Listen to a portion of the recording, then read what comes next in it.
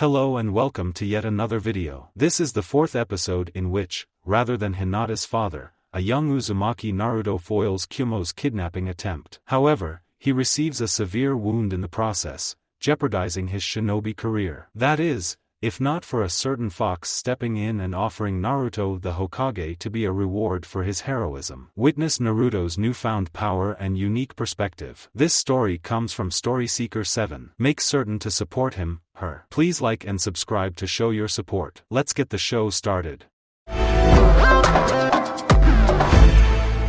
Uchiha Compound. Fugaku woke up to an empty bed. Getting up, he stretched, feeling his bones pop loudly. He did not feel rested, though. He had not felt rested from a night's sleep for a long time. After getting dressed, he left the confines of the room. Not even a minute later, he is greeted by Yashiro, a man around Fugaku's age and an old friend. He was also the leader of the Uchiha in favor of the planned coup, a group that was growing every day. Fugaku repressed a grimace.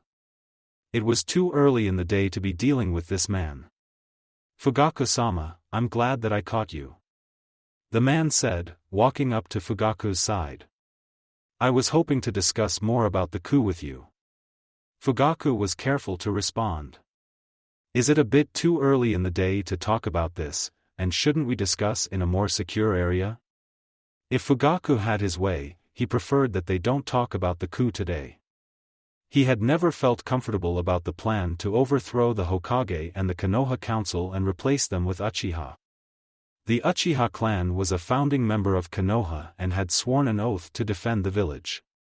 To consider something like a coup d'état felt like a betrayal of their oath and was spitting on their ancestors' accomplishments.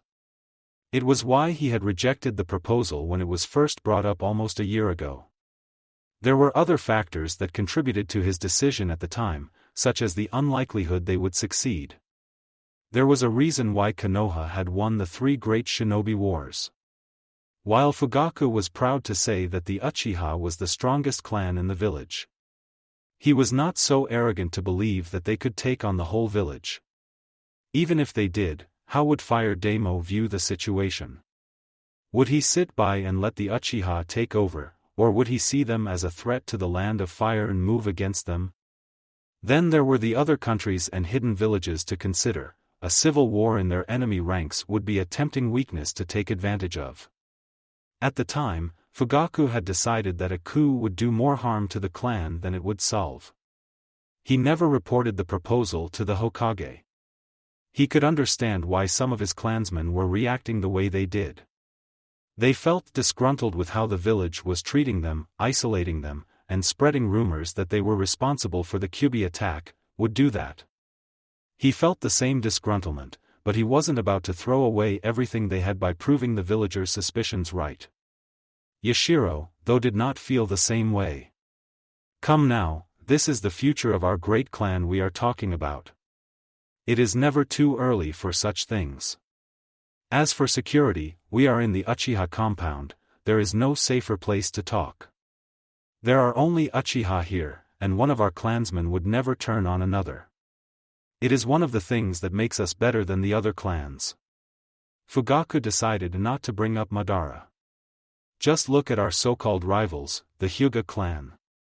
They brand more than half of their clansmen with that caged bird seal of theirs and relegate them to the cadet branch. May as well call them slaves instead. You would never catch us doing such a thing. The man began to rub his chin as a thought occurred to him. Speaking of those white eyes, we will need to do something about them when we take over the village. They are the most likely to oppose our rule. Not to mention they have been gaining more power of late while we have been dwindling in influence. Just look at what happened 2 years ago when they took in the Jinchuriki.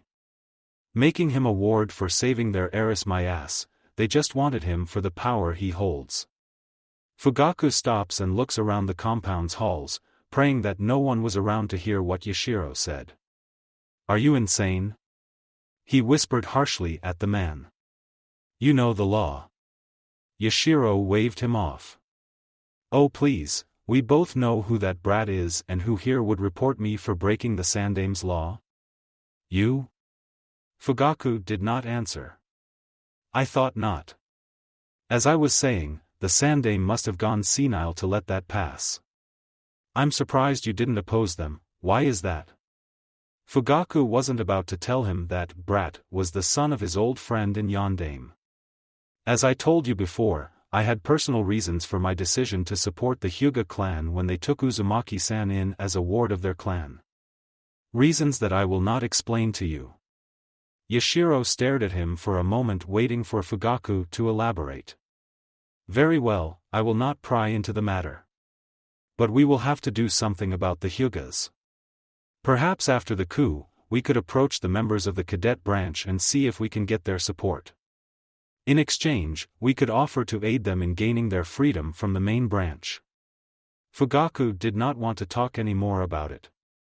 He had only just woken up, and he already regretted getting up from his bed. Yashiro-san, how about we talk about this later? I have only just woken up and have yet to eat my breakfast. I would rather spend my morning in peace and not talking about our future in the village. Fugaku stopped by a door to his family's dining room. The smell of his wife's cooking was a welcoming scent. Yashiro nodded. I can understand, Fugaku-sama. I apologize if I disturbed you in any way. I was just eager to discuss our future as a clan. He said. Perhaps after today's assembly of the Konoha Council, we can discuss this more at length. There is some information that I think you might like to hear. Fugaku raised an eyebrow at the man's response, reluctant as it may be. Yashiro had been the one to convince him to support the coup and had been feeding him information that indicated the leadership of Konoha was afraid of the Uchiha clan. He didn't know where the man got his intel, he refused to reveal his sources, only that they were reliable. Yashiro's evidence did not paint Konoha in a good light. The isolation of the Uchiha in a remote area of the village. Giving the Uchiha the responsibility of being the village's police force and the recent rumors spreading about them. They all pointed to the conclusion that Konoha feared the Uchiha clan and what they would do in the future if left unchecked. They wanted to isolate the clan and spread suspicion about them so that no one would question it if anything happened to them. Again, Fugaku couldn't just ask the Hokage if any of this was true for fear that Yashiro was right. Information? Fugaku questioned. You will find out soon enough. Have a good day, Fugaku-sama. Yashiro bowed and left the Uchiha head alone in the hall. Fugaku let out a tired sigh. His day had hardly started, and already he had to concern himself with whatever Yashiro had to tell him and their discussion about plans for the coup. A coup while having his support, he was uncertain of. Was it the right course of action? Was Konoha planning to take action against the Uchiha out of fear, or had they misinterpreted their actions for something else? Had both of them? There were so many questions to be answered, and Fugaku didn't know where to begin to look. If only you were still here, Minato. You would know what to do. It was a thought that had been crossing his mind a lot lately. When his teammate and friend was still around, everything seemed so hopeful. The man had an uncanny talent for making the impossible happen. The gulf between the clan and the village had been so close to being closed because of him. Then he died, and that gulf had widened again and grew worse. Were the Uchiha and Konoha destined to be at odds? Had Madara's rebellion been a sign of things to come that they all ignored? Fugaku let out another tired sigh. It was too early in the day to think about such things. Truthfully, he'd be happier to spend the whole day without thinking about the deteriorating relationship between his clan and the village. Pushing his thoughts to the back of his mind, he opened the door and stepped in. He was greeted by his wife, placing a plate of food on the table. The sight of his wife was always something that brought a smile to his face. For him, she was more beautiful than anything in the world and would gladly give anything to make her happy. He walked up to her and placed a kiss on her lips. "Morning, Mikoto," he said to her, breaking the kiss. Mikoto smiled up at him. "Morning, Fugaku," he responded and returned the kiss. "How was your sleep?" she said, moving to the kitchen. Good, he said, sitting down at the table. Has Itachi returned from his mission yet? I'm afraid not. He hears his wife call out. She came out holding her own plate of food. She sat down in front of Fugaku. His duties as a captain in ANBU keep him busy. As proud of him as I am, I wish he was around more often. Fugaku nodded. His eldest son was an endless source of pride for him. Both of his sons were, even though he would never show it. Itachi has done his clan proud. He said. Sasuke has been doing well in his classes. Mikoto said after taking a bit from her food. From what I gather, he's at the top of his class. Fugaku nodded, happy to hear that his second son was doing so well at the academy. Though I do hear he has some fierce competition from a minuter double of a certain blonde we know. Really now? Fugaku responded, knowing who she was referring to. Yes, he seems to have formed something of a rivalry with the boy. I would even say that they're friends. She said, smiling. Almost reminds me of you and Minato. Though I think they're less hostile with each other than you two were when you started out. In translation, they weren't trying to kill each other. I'm glad to hear that Sasuke has managed to make some friends at the academy. Itachi didn't have any when he attended, and I was worried that Sasuke would be the same.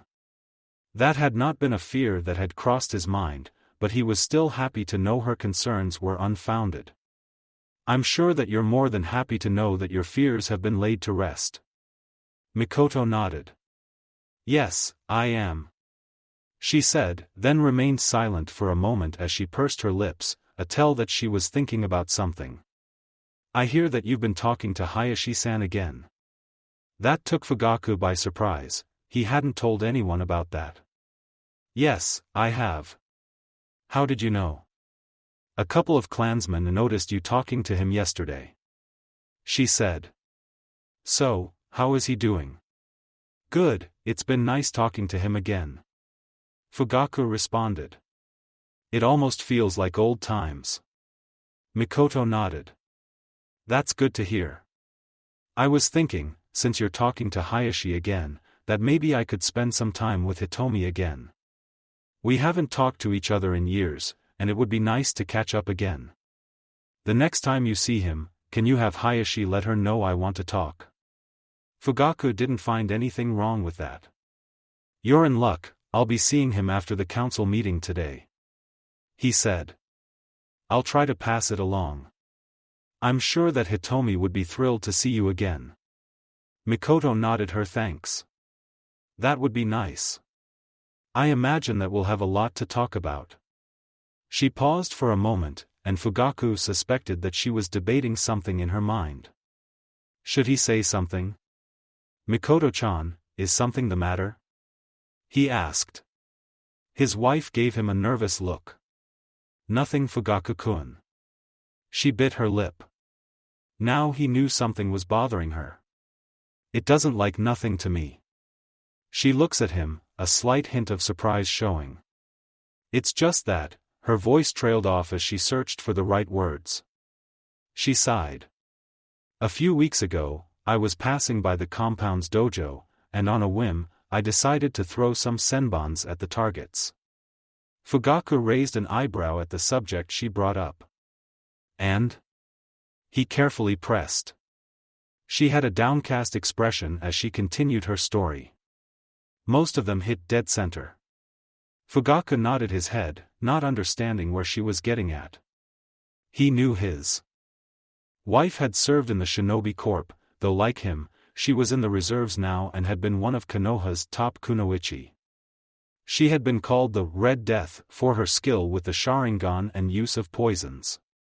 He was not surprised that even years after being out of the field, she would still be able to hit the center of a target with most of her senbon.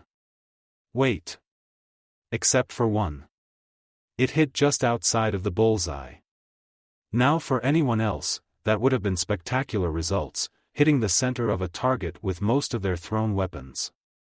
But Mikoto was an Uchiha, and like most Uchiha, she strived for perfection. Having most of her Sanbon hit the dead center of a target was not good enough for her, they all had to hit dead center. I tried a few more throws and got much the same. After that, I tried some taijutsu, then after that ninjutsu, and after that, I used my Sharingan. Before I knew it, I had gone through my entire arsenal as a shinobi. Fugaku had a suspicion what day that was. He had returned home from a long day, and he had expected to be greeted by his wife's comforting presence and a warm meal. Instead, he saw Mikoto half passed out at the table eating leftovers and looking more tired and ragged than he did. He had pushed any other thoughts to the side and asked if she was okay. She had said that she did not feel well that day. He didn't believe her, but at the time, he decided it was best not to press the subject. She would talk to him when she felt like she was ready to. "What did you discover?" he asked. She let out a long tired sigh. "Two things," she said. "First off, my skills aren't what they used to be. Certainly, I'm still a high Jonin level kunoichi, put me against anyone in this village, and I should be able to beat them with little effort. But as I went through the motions, everything felt off. My skills were not as sharp as they should be, my stamina wasn't as it should be, my taijutsu strikes weren't hitting as hard or as precise as they should, and everything else felt off. I've been practicing the last few weeks, trying to improve, and I think I've been making some progress." Fugaku remained silent. He knew that something was bothering her, but how could he have missed this? He had noticed that she seemed to be busier of late and was tired all the time. As her husband, he should have known that something was bothering her, and he did and should have been more attentive, but he wasn't. He had been so caught up in what was happening with the clan, he had neglected to pay any attention to his family, real attention. He had to wonder what else he had been missing. "What was the second thing you learned?" he asked. "I want to see about becoming an active kunoichi again," she said. If anyone else was around, they might have seen Fugaku's eyes widen to the size of dinner plates. "What?" he muttered out. Mikoto gave a placating look. "Not right away. I was thinking about waiting about a year or two before going back to active duty." Fugaku felt himself relax a little. He hadn't expected her to bring up the possibility of her returning to active duty. "Mainly so I can get back into shape, and even then, I probably take mostly cranks to get back into motions of being a kunoichi again. Not to mention that I do want to see how well Sasuke is doing in the academy before then. I assure you I've been giving this a lot of thought, and I'm willing to discuss this with you. So, you don't have to worry about me running off the next on a mission to assassinate the Hokage if that's what you are worried about." Fugaku felt the corners of his lips tug into a smile. "I would be more worried for the Hokage's safety than yours, my dear. I think," he paused as he thought over what he would say next. He was of two minds on the matter. On the one hand, he fully supported her desire to return to active service. He knew what she was capable of and knew that she could take care of herself, and in some ways felt jealous that she could make that decision.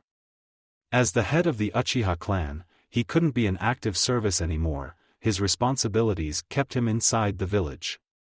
There were days when he longed to return to being an active shinobi and feel the thrill that came with it. On the other hand, he wanted her to stay. What could he say? He loved the woman, and even when they both were active shinobi, unfounded as it may be, he worried for her safety.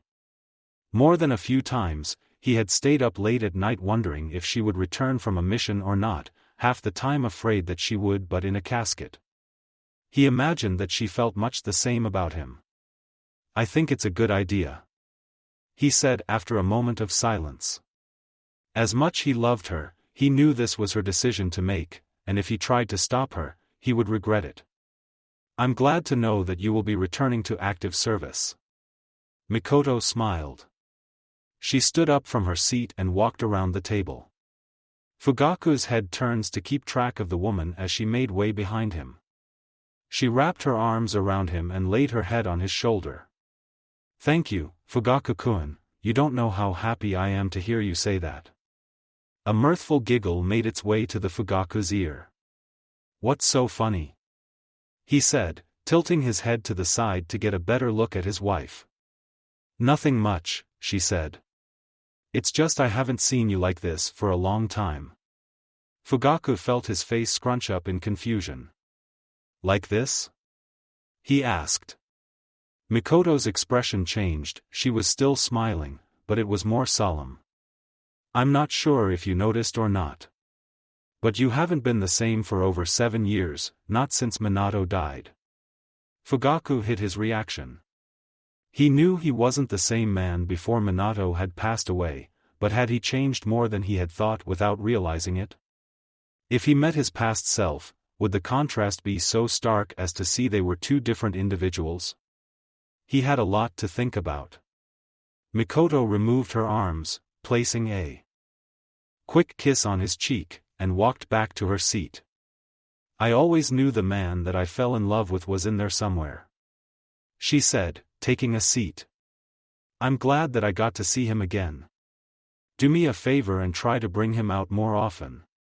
Fugaku didn't know how to respond. I'll think about it. They ate in silence for the rest of the morning. Later that day, streets of Konoha, of course, the elders were none too pleased to hear Naruto's antics that day. Hayashi said, chuckling. For a moment, I thought one of them was going to pop a blood vessel from how angry he looked. Fugaku listened intently as his old friend explained one of the Hyuga ward's more mischievous moods. I swear one of these days, he's going to kill one of them. Not that it would be a bad thing.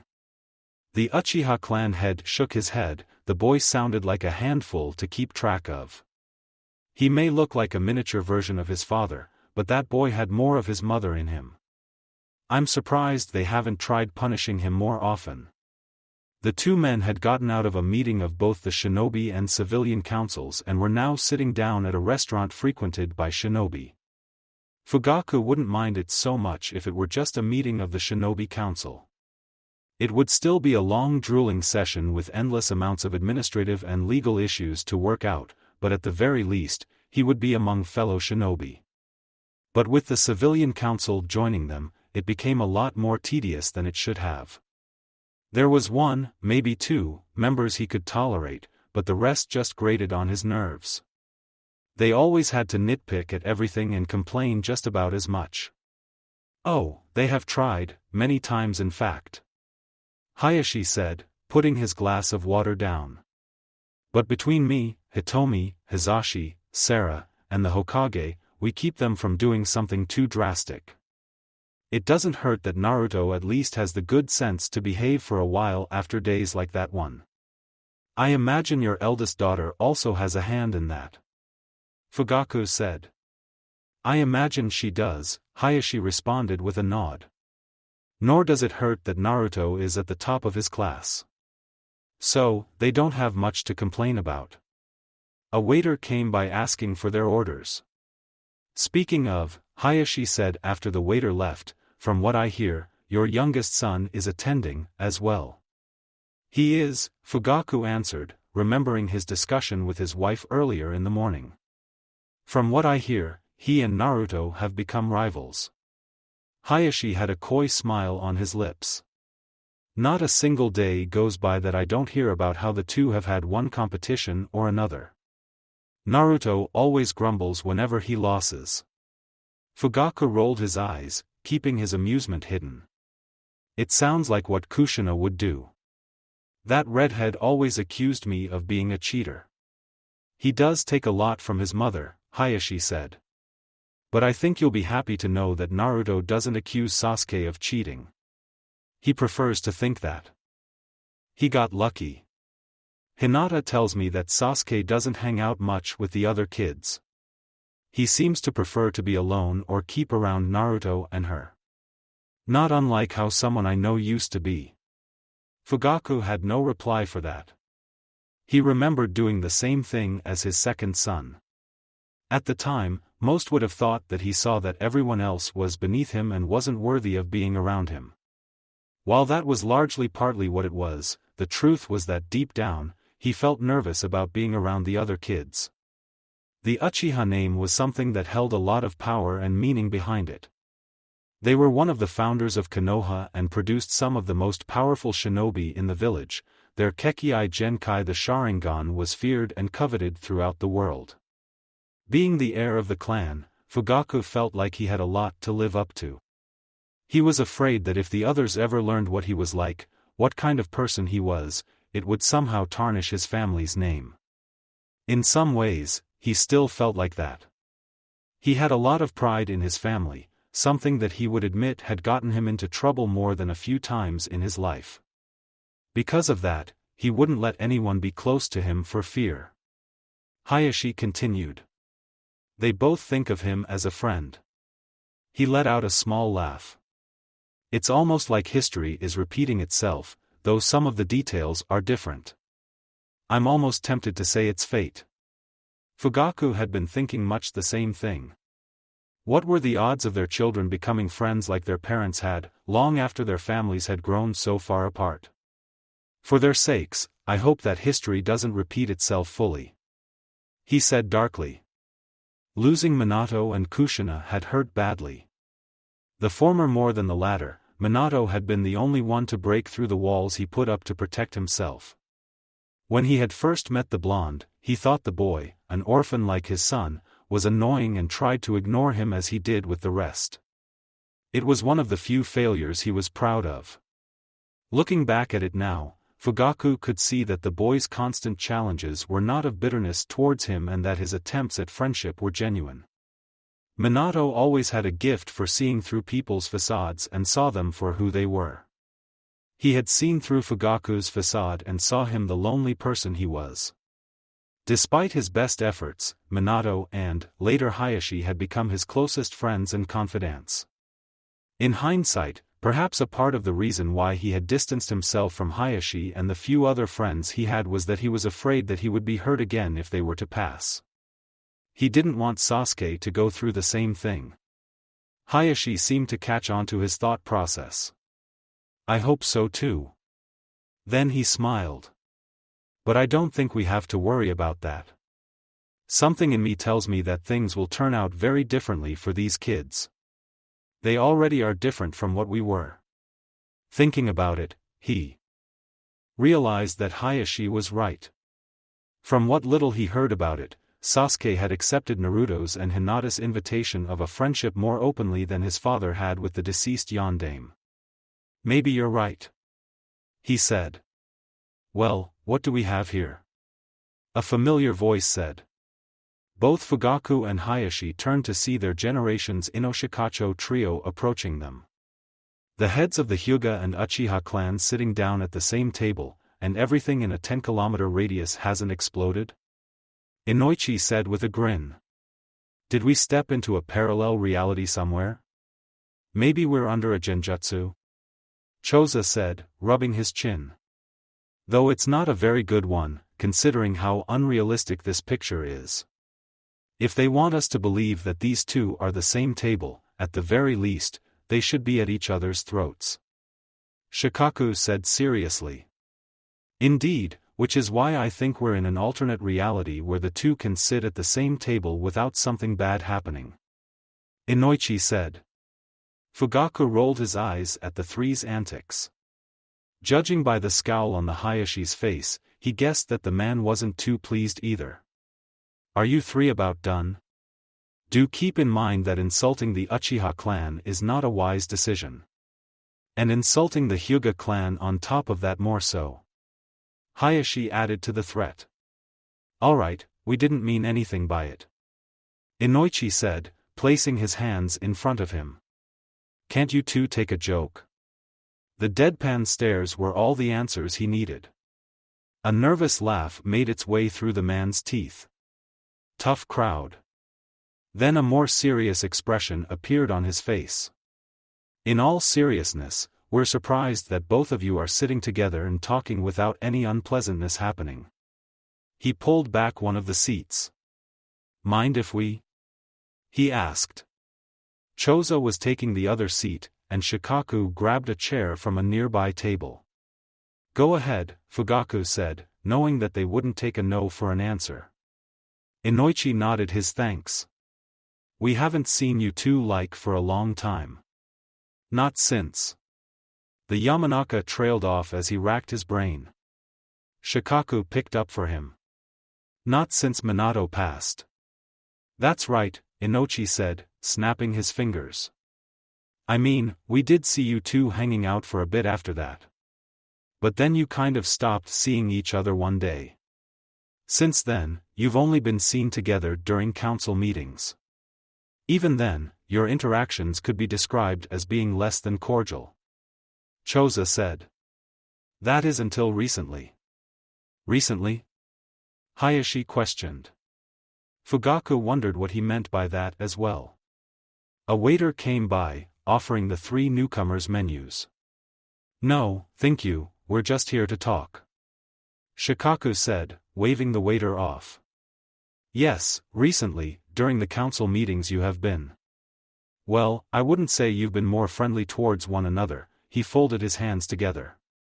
But you have stopped being hostile, and that's enough for people to notice. Was it really that noticeable? Fugaku asked. Choza nodded. Yes, it was. The Akimichi head said, rubbing his chin.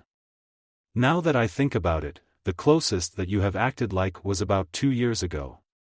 When you supported Hayashi's request for taking Uzumaki Naruto in as a clan ward. Certainly, came as a shock to us. Inoichi commented. For a moment, I thought we were all under a genjutsu. That or the world was about to end. It was troublesome, to say the least. Shikaku said. Ever since then, while you two weren't on friendly terms, you did bicker less. Now it seems that you've stopped altogether and trying to rekindle your previous friendship. Fugaku could see how that would raise some questions. His wife had noticed, or as she explained, someone else had noticed and told her. The Uchiha clan head wondered how many others had seen his demeanor change and how they took it. Had Yashiro noticed, the man did seem to know many things he shouldn't, and could he be worried about it? Fugaku shook his head, he preferred not to think about that man and the coup right now. Fugaku. The Uchiha man is jolted out of his thoughts at hearing his name. He looked at Shikaku, who was giving him a critical look. Did you hear what I said? Fugaku shook his head. No, I was thinking about something. What was it you said? Shikaku raised an eyebrow like he wanted to question Fugaku but decided to drop it a moment later. I was saying that root of it seems to lie with a certain blonde. Uzumaki Naruto, Hayashi said. My clan's current and only ward. Shikaku nodded. Exactly. Whether that boy realizes it or not, that boy has had an effect on this village. I can't say if it is for the better or not. He's a good kid, Choza said. I've met him a few times, and my son thinks of him as a friend. He's even visited the Akimichi compound a couple of times. A few of my clansmen were uncomfortable around him, but most of them have warmed up to him. The man let out a hearty laugh. Anyone who can eat as much he can is good in our books. Ino also considers him a friend, Inoichi said. Shikamaru thinks highly of him. The Nara added. If you knew my son, you would know that means something. And we all know how my daughter sees him. Hayashi interjected. Shikaku rolled his eyes. Everyone knows. But what I'm trying to say is that kid has a talent for attracting people to him and winning them over. Hayashi smirked. Sounds familiar. I wonder if he got it from his parents. He said knowingly. From what I hear from Shikamaru. Shikaku began. He's even befriended your kid Fugaku. Fugaku remembered the conversation he had with his wife. I'm aware, Mikoto was telling me about it earlier this morning. I imagine you might have noticed your kid having a friend before then. Fugaku opened his mouth to respond to Nara's question. Then he shut it, realizing something. He hadn't noticed. He hadn't noticed that Sasuke had made friends at the academy until his wife. had pointed it out to him. When he asked his son how he was doing at the academy, he had never heard Sasuke mention he had any friends at the academy. He had never asked, he had only inquired if he was doing well at the academy and told his son to be the best in the academy, not to shame the Uchiha name. He had noticed his son coming home late on some days.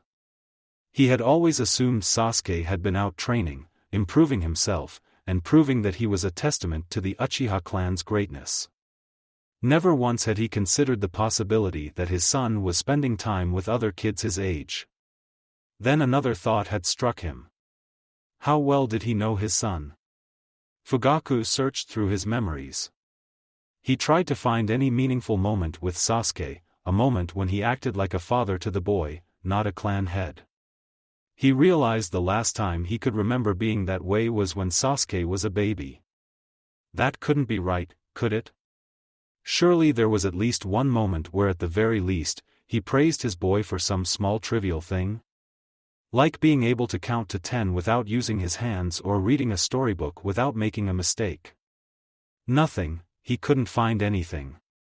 Not even a moment where he mildly teased the boy for some small thing.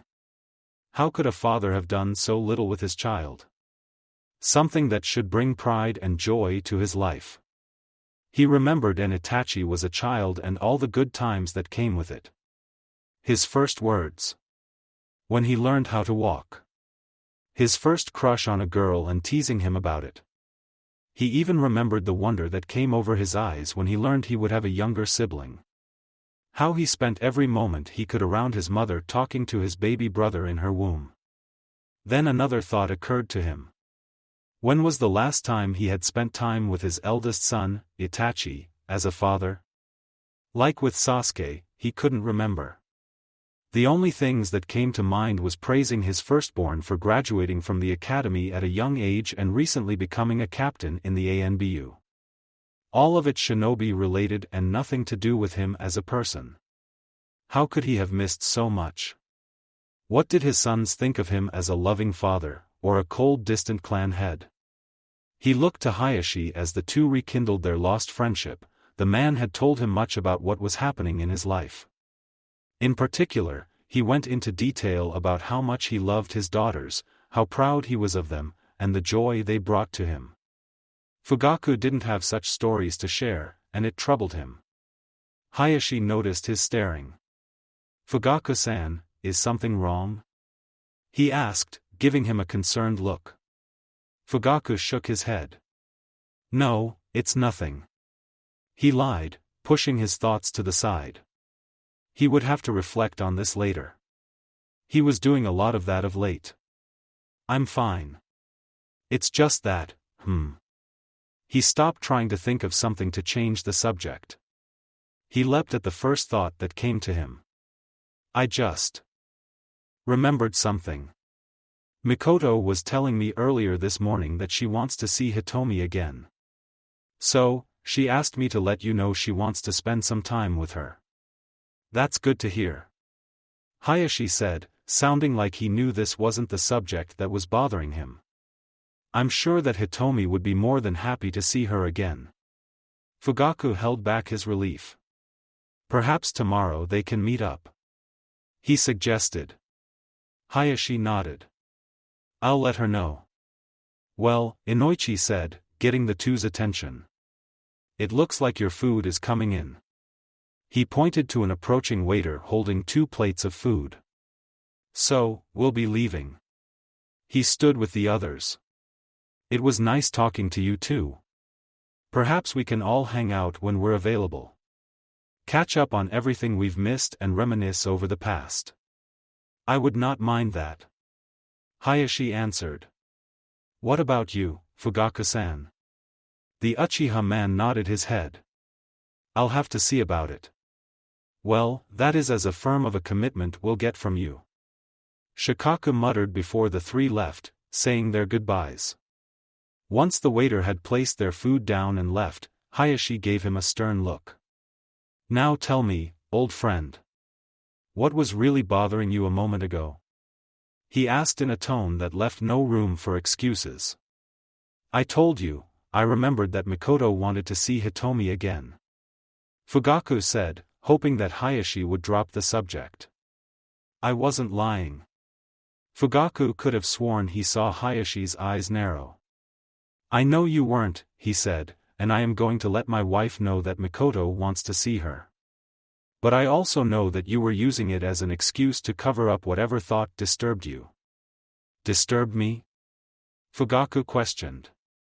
A slight smirk appears on the Hyuga man's face. It may have been a long time, but I still know your tells. I know while we were talking to Inoichi and them, something occurred to you, and for whatever reason, it disturbed you. So, tell me, what was it? Fugaku thought it, telling him.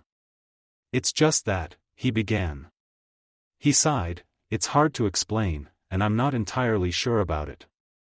If it is too much, ask. I want some time to myself to think about it. He chuckled more to himself. I have a lot to think about, so much that it is overwhelming. Hayashi stared at him for a moment. I know the feeling. He conceded. Sometimes, there are moments when you need to be alone to sort out all of your thoughts. So, I won't press you more on this any more than I have to. Fugaku felt a smile tug at his lips. Thank you, old friend. Does it have anything to do with what is happening around the Uchiha? Hayashi asked. Thinking about Fugaku could see where there could be a connection. Partially, I think. Hayashi nodded. All right then, I'll take what I can get. But do remember that while sometimes it is good to think things over alone, there are times that it is best to talk to others. They ate their meal talking about other subjects. A few days later, Uchiha compound. There were days when Itachi had to wonder if there was a god or some other form of a higher power. If so, she/it apparently took a disliking towards him. His week had been a trying one, to put it mildly. It had started decent enough. He had spent time with his little brother and even got to spend a moment or two with his girlfriend, Izumi. Activates he found he had less time for nowadays. Then he had been given a mission to eliminate a group of missing nin who had taken over a town on the border. The mission did not go well. Unknown to him and his team at the time, the leader of the missing nin was a dangerous S-rank shinobi. While they had eliminated the group and killed the leader, half of the team had been killed. Adding insult to injury, the entire town's population had been killed before they arrived. Itachi and the rest of his team had spent the better part of a day gathering and burying bodies. There were a lot of children among them, ones around Sasuke's age. The last couple of nights on the way back had kept him up with nightmares of seeing his brother's face mixed in the dead he saw. Following a long debriefing with the Hokage, he had returned to the Uchiha compound hoping to get some decent sleep, nightmare-filled or not, he needed the rest. Unfortunately, whatever higher power there was in this world decided he wouldn't get off so easily. "Hello, father," he said to his father, breaking an awkward silence. He retained his grim expression, something he had grown used to over the years. There was a time when the man before him was different, kinder, warmer. He still had an air of sternness to him, but at least there was an undertone of love to it. He hadn't seen that man for years, not since Sasuke was a baby. "Hello, Itachi," he said, nodding his head to the younger Uchiha. "I see you have returned from your mission." "I have," Itachi said coolly. "I assume your mission was a success?" he inquired. Itachi subtly raised an eyebrow. His father would have normally dropped the subject by now. Looking at him now, Itachi noticed an awkwardness about him that he had never seen before. "It was," he said cautiously. "Though there was a complication." "Complication?" his father pressed. "Yes, the reports neglected to mention that the leader of the missing nin was a former S-rank shinobi from Kumo," Itachi explained, gauging his father's reaction. There was something off about him today, something that Itachi couldn't place. It was enough to set off all sorts of alarm bells in his mind, and he was going to keep an eye on the man. "I see." For a moment, Itachi thought he saw a flash of concern in his father's eyes. Whatever it was, it disappeared just as quickly as it came. Judging by the fact that you're standing here, it's safe to assume that he was dealt with? Itachi nodded. Though I wonder what a shinobi like him was doing in a small town, and one in the land of fire no less. Itachi had wondered that himself when they confirmed who the leader was. Based on the mad ramblings he spouted, he intended to carve out his own little empire starting in that town. Though I don't think he would have much success in that regard. What makes you think that? His father said, sitting down at a table. Itachi took a seat from across the man. He had the entire town's population killed. If he did that to every town and village he took over, he wouldn't have much of an empire to rule. No accounting for the thinking of the mad. Itachi could agree to that. Is there anything else? It seems like something is troubling you. Did something else happen on the mission? There is something troubling me right now, and it has nothing to do with the mission. What are you up to, father? Itachi pushed his thought aside. Whatever his father was doing, he wouldn't get it out of him by directly asking him. So, he debated something else. Should he tell him about the bodies and what they made him think? A part of him said no, reasoning that his father wouldn't care about such a trivial detail. He may even lecture him about the proper behavior and conduct of an Uchiha, something he would rather avoid. Another part told him yes, just to see how he would react. He knew that something was off with his father, something was causing him to act strangely, and maybe it was an opportunity. A few more seconds of debating, and Itachi had decided to risk it. We stayed an extra day to gather up all of the bodies and saw to it that they received a proper burial. He saw his father raise an eyebrow but didn't say anything. A lot of the bodies were mutilated, so we couldn't tell if we were burying them close to family. Itachi trailed off, trying to search for the right words. He wasn't sure if there were any. Taxing, he finished. Especially when we got to the children. Some of them were around Sasuke's age. Every time we laid one to rest, I saw his face. After that, he had sworn to himself that he did whatever it took to protect his brother. He didn't want to have to bury his brother, he did not want to know what would happen if he did. He looks at his father to see his reaction. No amount of words could describe the surprise Itachi felt when he saw the expression on his father's face. It was an expression he had only seen once before. During the Kyuubi attack, as they watched the beast tear through the village from the safety of the compound, Itachi remembered turning his head to his father and seeing a look of horror. That same look was etched on his face. "Father?" Itachi said, trying to get the man's attention. No response. "Are you all right?" Again, no response. Worried, Itachi stood up, walked over to his father, and placed his hand on his shoulder. He jolts, and Itachi jumped back in case his father's defensive instincts kicked in. Thankfully his father seemed to get a hold of himself and realized where he was. "You say something?" he asked. "I was asking if you're all right?" Itachi said, keeping the concern out of his voice. He had never seen his father act this way before. He couldn't tell if this was a good thing or a bad thing. His father looked down at the table as an unreadable expression morphed across his face. "Yeah, I'm fine. Just fine." That was a lie, Itachi could see that. The mention of Sasuke being among the dead or even the idea of it had shaken in a way Itachi hadn't thought possible. When he put his support behind the coup, had the possibility of Sasuke dying due to their clan's planned actions never occurred to him? Or perhaps he did but had never sunk in until now. Itachi knew that while the coup did have his father's support, he was uncomfortable about it, and it had caused him to be more thoughtful of late. Itachi knew his father on towing the line between wanting to remain loyal to Konoha or betray it, believing it was best for the clan. Itachi tried to convince his father to see reason, call off the coup, come to the negotiation table with the Hokage, and work things out. But every time he thought he got through to his father, Yashiro, the strongest supporter of the coup, would convince his father to continue his support. Itachi didn't know how that man seemed to know things about Konoha that no others did, outside of the Hokage, himself, and a select few others. Knowledge he had twisted to suit his needs. They needed to deal with that man sooner or later, but that was a problem for another day. Right now, Itachi had a more pressing concern. This could be the opportunity he had been looking for. A chance to once and for all convince his father to call off the coup. "Father," Itachi began. His father raised a hand to stop him. "Itachi, if you don't mind, I need to step out for a bit. There's something I need to think about. Alone."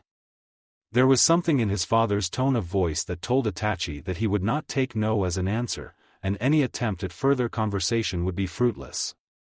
"Very well, father. But I would like to talk to you later."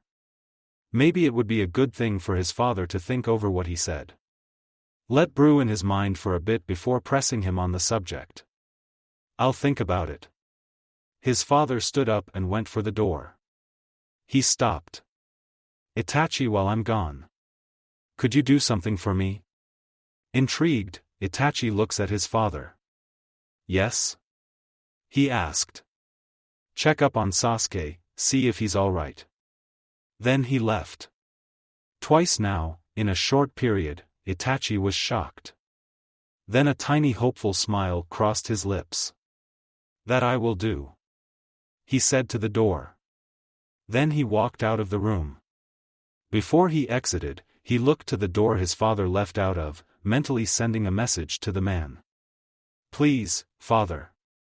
If there is even the slightest bit of care for your family in you, please make the right choice." Konoha Park. Fugaku did not know how long he had been walking when he arrived at the park. He looked, seeing a full moon hanging over him in the night sky. It was a peaceful night, and there was no one in the park. A good thing too, he wanted to be alone right now.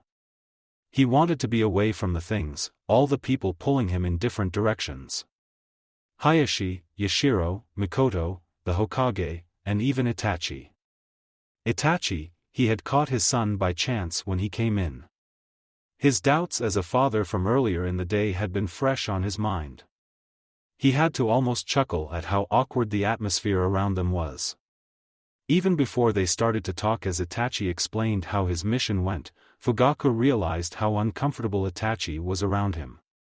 He had asked his son how his mission went, and Itachi had acted like he was being interrogated. If that was Itachi's reaction to that, how would he act if his father had asked him about his life outside of shinobi matters? Looking it over, Fugaku could not fault his son. Itachi had always told him about his mission without being prompted. Even then, he never went into detail, only saying it was a success or not. They were always a success. Fugaku, for his part, would never ask for more information. He would nod and give a simple, "well done," as praise. Fugaku wondered what kept his eldest son from thinking he was under a genjutsu during their conversation, if it could be called that. When he asked if something else had happened on his mission, the young man acted like he was plotting something. Did Itachi distrust him that much? Had he been so cold and detached that a simple gesture of concern was interpreted as having an ulterior motive? Talking to Itachi had made him come to a conclusion that had been eating at the back of his mind for the past few days. He had been no father to Itachi and Sasuke. Speaking of Sasuke, when Itachi had mentioned imagining his face among the bodies he buried, it had shaken him to his core. The thought of having to bury the body of his second son caused his heart to ache. No more than aching, it felt like someone had stabbed it. He had never considered the possibility he could die due to the coup. That somehow, Sasuke would be killed in the crossfire or be executed for the sins of his clan. For the life of him, Fugaku could not figure out if it was because he cared so little for his son or if his mind refused to process the possibility to keep him from breaking down. He had no desire to find out. But the thought had opened the proverbial floodgates. If Sasuke could die, so could Itachi, so could Mikoto, and Hayashi, and the Hokage, and so many others. Up until now, Fugaku had naively believed that he could make the coup as bloodless as possible. That they only needed to kill the Sandaime and the Konoha Council, and once that was done, the rest of the village would fall in line. But now he couldn't hold on to that anymore. It would be a bloody messy affair. The whole village would oppose them, the ANBU, the other clans, and the rest of the Shinobi Corps would turn against them. Even if they won and took control, they would have to kill many people to get it done. In return, many of his clansmen would die, likely to the point that the clan would be crippled. Either way, he would be forced to bury a lot of bodies or see them buried, assuming he survived long enough. To be honest with himself, he didn't want to survive long enough for that. He had already witnessed the burial of one of the people he held closest to his heart. He had no desire to see it happen again. The coup would destroy him. But as much he wanted to call it off, a part of him was afraid of what would happen if they didn't go through with the coup. What if Yashiro was? What if Konoha was planning to turn on the Uchiha out of jealousy?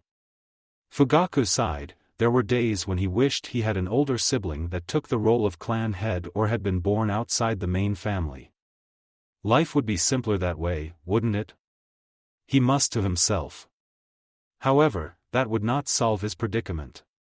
It would just be someone else in his place, and only Kami knew what kind of decisions they would make. Perhaps it is for the best. Fugaku said to himself. Still, I have to ask what I should do. What is the best decision for everyone? Fugaku never expected a response, so it came as a surprise that a small voice answered him. Do what? Neither did he expect that voice to answer his question with another question. Fugaku spun around to face the source of the voice and saw no one. He turned his head left and right, searching for any nearby figures. Just when he thought the stress had finally gotten to him, the voice spoke up again.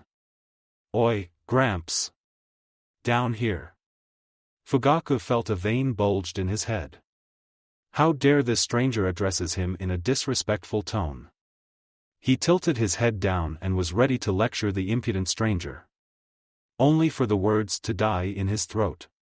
Take away the orange blindfold and replace them with a set of blue eyes, and Fugaku would be staring at a chibi Minato. He blinked once then twice. For a moment, Fugaku thought he had gone back in time. Back to his childhood, and was now staring at his long-deceased friend. He knew this was not the case. He really does look like his father. Fugaku thought. The blonde-haired boy gave him a fox-like grin. And he has his mother's smile.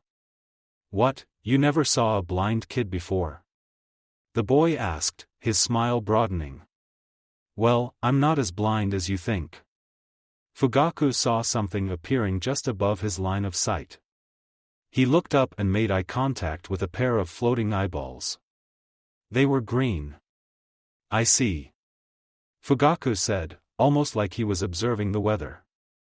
So, this is the Fudogen he had heard so much about from Hayashi. Strangely, he felt somewhat underwhelmed seeing it firsthand. He thought that seeing a pair of disembodied eyes floating in the air would at least be disconcerting. He looked down at the boy. Was he pouting? Huh. Never seen that reaction before. The boy muttered. Usual other people would be freaking out right now, or at least look uncomfortable. The eyes floated down to be just above his head. Well, I'm not other people. Fugaku said, feeling how awkward this situation was. What were the odds of him being here talking to this boy of all people? The blindfolded boy tilts his head to the side, and as strange as it sounds, Fugaku saw a contemplative look appear in the eyes. I guess you are. He said. You sure you're not feeling anything? Maybe we should get you checked out. I know this old lady who's really good at taking care of people. She can be a bit of a nag, but she's nice. Fugaku smiled at the boy's courtesy. I don't think that will be necessary. I am Fugaku Uchiha. He introduced himself. Might I ask who I am talking to? Uzumaki Naruto, future Hokage. The boy enthusiastically said.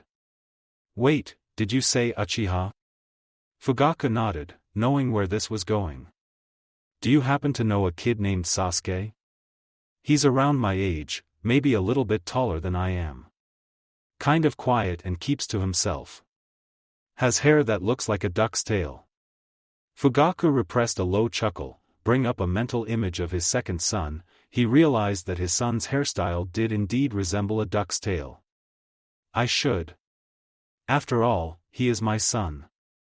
Fugaku meant to have some humor in what he said. Instead, it was a reminder that he was not a father to the boy. He was confident that the boy's eyes would have widened if he still had them. Wait, you're Sasuke's dad? The eyes flew right into his face, scanning him. Fugaku took a step back, surprised by the action. Now that I look at you, you do sort of look like a grown-up Sasuke. What are you doing out here, late at night? From what I can gather from Sasuke, you're the leader of your clan. So why aren't you in the Uchiha compound? You're a smart kid, aren't you? Fugaku responded. The boy smiled and put his behind his head. Hey, I'm more than just a pretty face. Fugaku resisted the urge to roll his eyes. The boy had his father's looks but had his mother's personality, which meant that Hayashi would have gray hairs sooner than he would like. I'm sure you are. As for your question. He debated on how much to tell the boy. Certainly, he wasn't going to tell him about the coup. I needed to think about some things and did not want anyone to interrupt me. Now tell me, what are you doing out here? Aren't you supposed to be in the Hyuga compound right now? Where is your caretaker? He didn't see any Hyuga around in the park. They could be hidden, but instinct told him that was not the case. Naruto whistled nervously, confirming a suspicion of Fugaku's. Well, you know the Hyuga compound can be so stuffy sometimes. He began to explain. I have a lot of energy for a kid, so sometimes I have to get out. But they don't always have someone to watch me, so. Fugaku finished for him. You decided to sneak out of the compound without telling anyone. He wondered how many times the boy had done this before. Naruto began to scratch his cheek. I wouldn't put it that way. I think of as taking my own initiative. Please don't tell anyone. The blonde clapped his hands together and lowered his head. If Sarah finds out I'm out here, she'll kill me. Fugaku smiled at the boy's antics. Don't worry, I won't tell anyone that you're here. So please stop begging. The boy looks up at him, his hands dropping down. Really, you won't? Fugaku nodded his head. He smiled brightly. Thank you so much. You don't know how much this means to me. He said, leaping at Fugaku and hugging him around his waist. You're welcome. Fugaku said, pushing the boy off him. Now, get off of me. The boy let go of him and stepped back, giving the Uchiha head his space. Wow, you even have the same scowl as him. Scowl? Fugaku questioned. Yeah, Sasuke scowls like that all the time around me. Naruto explained. It's like he doesn't like me or something. But that can't be right. If he didn't like me, then he wouldn't hang around Hinata-chan and me all the time. I suppose you're right. Fugaku said it sounded like their relationship was similar to what he and Minato had. Tell me, how is Sasuke? He doesn't say much about his time in the academy, and I'm afraid I don't get to see him much. My responsibilities as clan head keep me busy. It was partially true, his responsibilities did keep him busy and away from his family. But he knew that if he wanted to, he could have made the time. He could have delegated some of his duties to someone else who was capable. Hayashi he wanted to spend as much time as possible with his family. That was because he cared for them. Hayashi had even told him that he valued them more than his clan. That if it ever came between his family and the clan, he would always choose the former. A year ago, Fugaku would have scoffed at this. He would have told Hayashi that the clan should always be put first, regardless of the personal sacrifice. Now he was not so sure, he still loved his clan, that much was certain. But what about his family? Did he love them, or did he just see them as clansmen? Really? Naruto said, sounding surprised. I thought he would talk a lot with his family. Especially you. Me? Fugaku asked, what made this child think his son talked to him about anything? He talks a lot about you. Naruto said, turning away from him. He looks up to you. I can't tell how often he said to me that he wants to make you proud of him. How hard he tries to get your attention. How happy he is whenever you do give him words of praise. To tell you the truth, I may have formed a bad image of you. How so? Naruto looks up to him, or rather the eyes floating around him do, giving him a calculating expression. Because it sounds like you don't pay attention to him. This boy was more perceptive than he looked. Fugaku never knew that such a statement could hurt him so much. He wanted to counter what the boy said, that he was mistaken. He wasn't. The more he thought about it and the more he heard from people that knew his second son, the more Fugaku realized that he had been a cold, distant figure to him and to Itachi as well. But I suppose you did give a valid point. You are the clan head of the Uchiha, so I guess that does keep you busy, so I imagine that you don't get to spend as much time as you'd like around your family. Fugaku only nodded. He didn't have much to say to. Hinata-chan's dad is like that too. He likes to spend time with his family, but he doesn't get to do it all the time. But when he does, they always look so happy to be together. Naruto turned back around to face Fugaku. I envy them. I'm an orphan, you know. I never got to meet my parents, they died on the day I was born, during the Kyubi attack. His tone of voice had taken on a wistful note. Gigi tells me that they were good people and that they loved me more than anything in the world. That much he could agree with. Minato and Kushina had been so excited when they learned they would be having Naruto. During that time, he, Hayashi, and them all agreed that their children would grow up as friends. Gigi?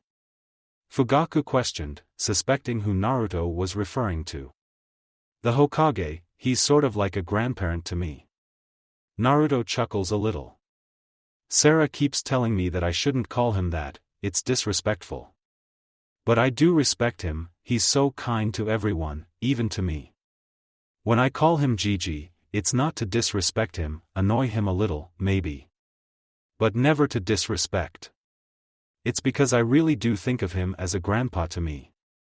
Anyway, he's told me a lot about my parents, but never who they were. He tells me that I'm ready for it. They had had a lot of enemies who wouldn't hesitate to kill me for revenge. I think Hayashi-san knows too. Iwa and Kumo come to mind. Fugaku thought bitterly, those two villages had caused a lot of grief for his deceased friends. He would not put it past them to take out their revenge on an innocent child. Try not to hold it against them. They're just trying to protect you. The boy frowned a little. I know. But sometimes, I wish they would just tell me. It's so hard seeing all the other kids have fathers and mothers, grandparents, and siblings, they have a family. I don't. I know I have people who care about me. Gigi, Sarah, Hinata's mom and dad, Irika-sensei, the people at Ichiraku, and Hinata-chan, I hold all of them dear to me.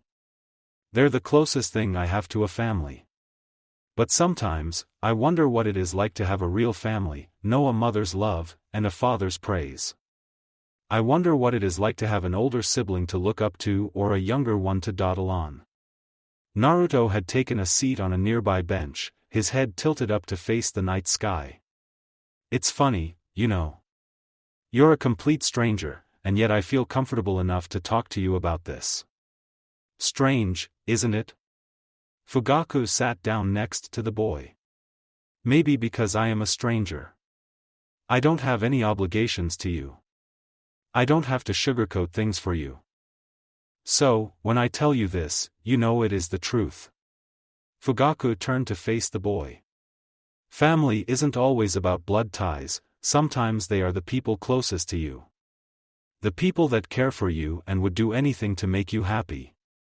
When you say they are the closest thing you have to family, that's because they are your family. Fugaku didn't know where these words coming from, he didn't have to think about them, they just came out. Talking to this boy, he felt like he was coming closer to grasping a truth that had been eluding him until now. The boy was still gazing up at the sky, but Fugaku could see the smile forming at the corner of his lips. I know. Sometimes I forget that, and I need to be reminded of that. Naruto turned his head to face Fugaku. Thank you. Huh, for a moment there, you sounded a lot like Gigi. How so? He's always telling me that a shinobi's strength comes from protecting those precious to them. Naruto looks out in the direction of the Hokage moment. The other day, I was hanging out on the Hokage moment, the Yandame's head, when Gigi came up to me. You know what he said to me? What? He said. Flashback, tell me, Naruto. What do you see? Naruto frowned, not getting what the old man was saying. He saw a lot of things. See Hinata playing with her baby sister. I see a man selling flowers to an older couple. I see.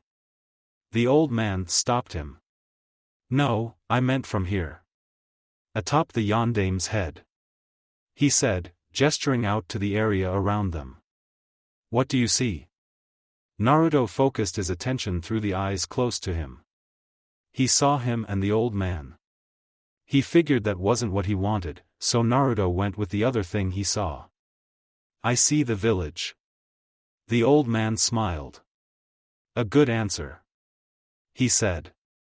Naruto's frown deepened, it sounded like the old man wanted something more. Do you want to know what I see? Naruto didn't know why Gigi was asking him these questions, it seemed like an ordinary sight to him.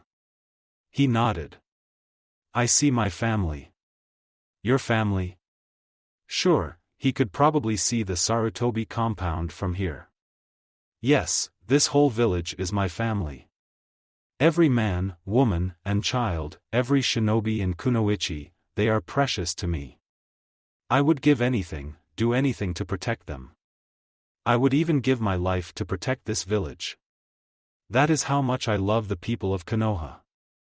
The will of fire is the strength of a shinobi. It is born from their desire to protect what is precious to them. Their friends, their family, their comrades, and this village, they are all worth fighting for. That is why Konoha has stood for so long against all odds, against all those who would seek to tear us down. So as long as the will of fire burns in one heart, Konoha will stand. We are all family, and I would give anything for my family. The old placed his hand on Naruto's shoulder. Naruto, tell me, what would you do for your family? Flashback end, it was amazing. Naruto said. I never knew that Jig the Hokage saw everyone like that. He wants to protect everyone, it's why he's so strong. He isn't just a grandfather to me, he's that way to everyone. Hearing about the will of fire from him, I realized something. I've always wanted to be Hokage so that everyone would acknowledge me and accept me. But now I know that being Hokage is more than about being recognized or being the strongest in the village. It's about protecting those precious to you, protecting those who can't protect themselves. Naruto raised his hand out and shut it like he was trying to grasp something. I want that. He muttered softly. I want to be able to protect this village. All my precious people live here, and I want them to be able to live happy lives, safe from harm. This village is my home, and I want to protect it. For a moment, Fugaku saw Minato alive and well, sitting next to him. The way the boy spoke and how he acted, it reminded him of his father. Minato, my old friend, if only you could see him now. Your son has inherited your will of fire. Wherever you are, I'm sure that you and Kushina are proud of him. The boy's head turned back to face him. When Gigi asked me what I would do for my family, I didn't give an answer right away. But that was okay with him.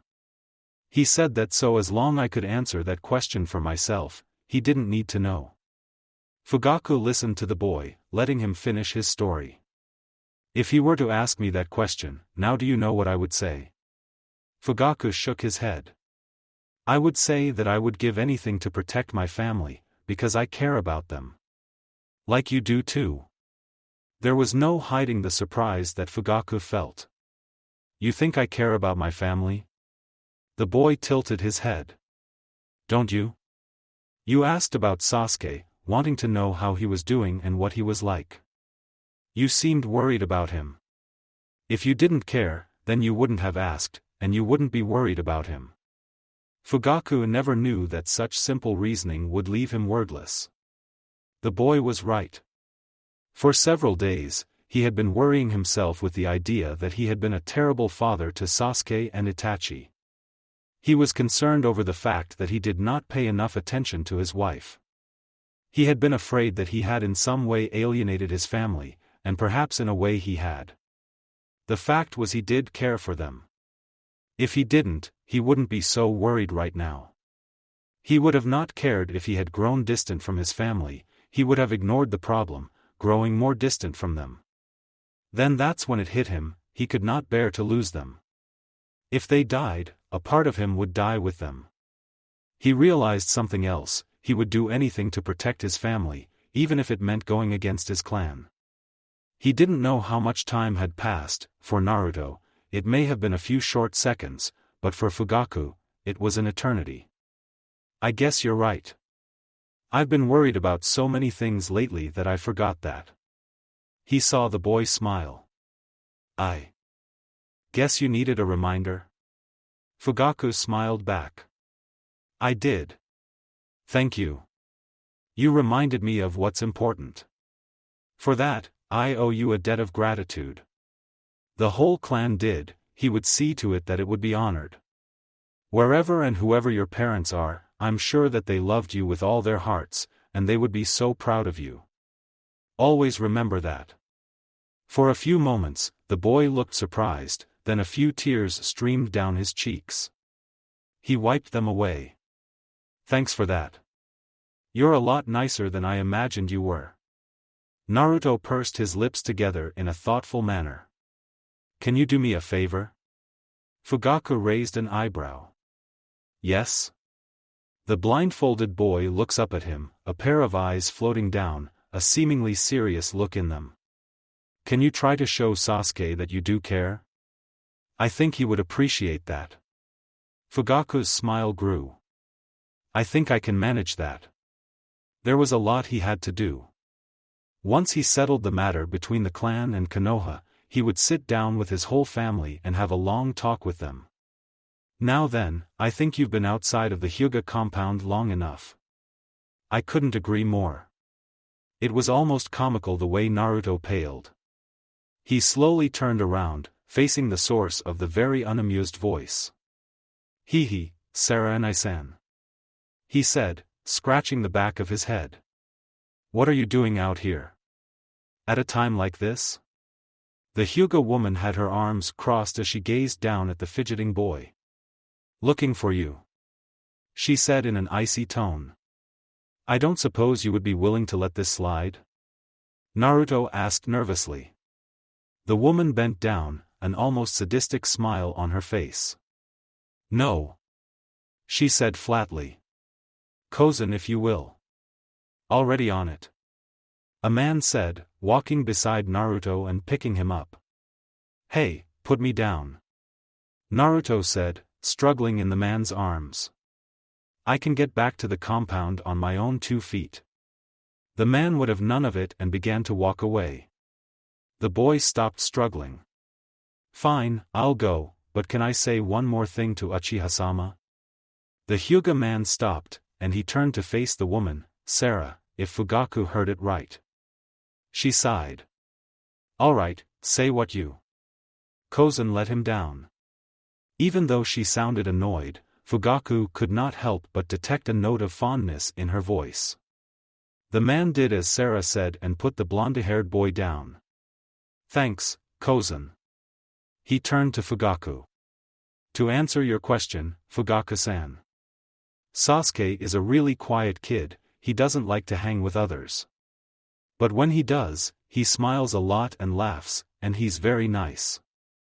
A lot of other kids don't like to be around me, you can probably guess why. But he doesn't mind being around me. Sure, it's probably because he wants to fight me all the time. But we always have fun together, and I consider him to be a friend.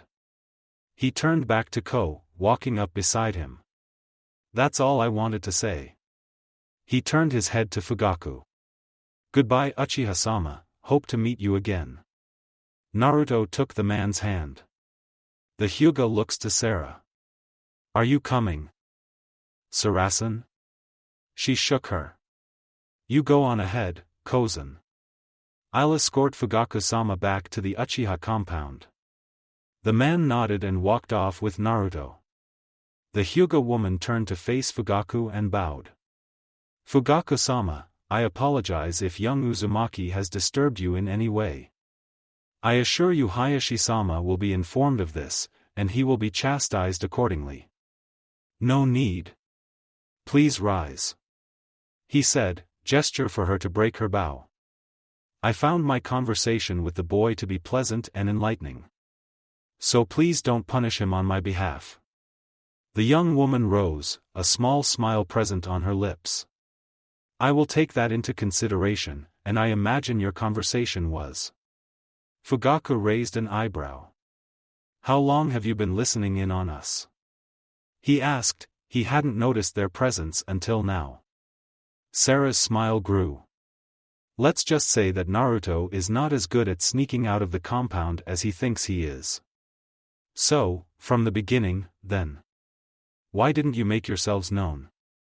Spying on the conversations of others is considered rude. He said. The woman nodded. For that, I apologize. It seemed like it would be best to let the two talk for a bit. I hope I wasn't overstepping my bounds. Fugaku shook his head. No need for apology, as I said, I found my conversation to be most enlightening. That boy was very helpful in helping me find an answer to a problem that has been bothering me for some time now. He has a talent for that, Sarah said fondly. And he has a talent for winning people over. Trust me, I speak from experience. She shook her head, quietly laughing.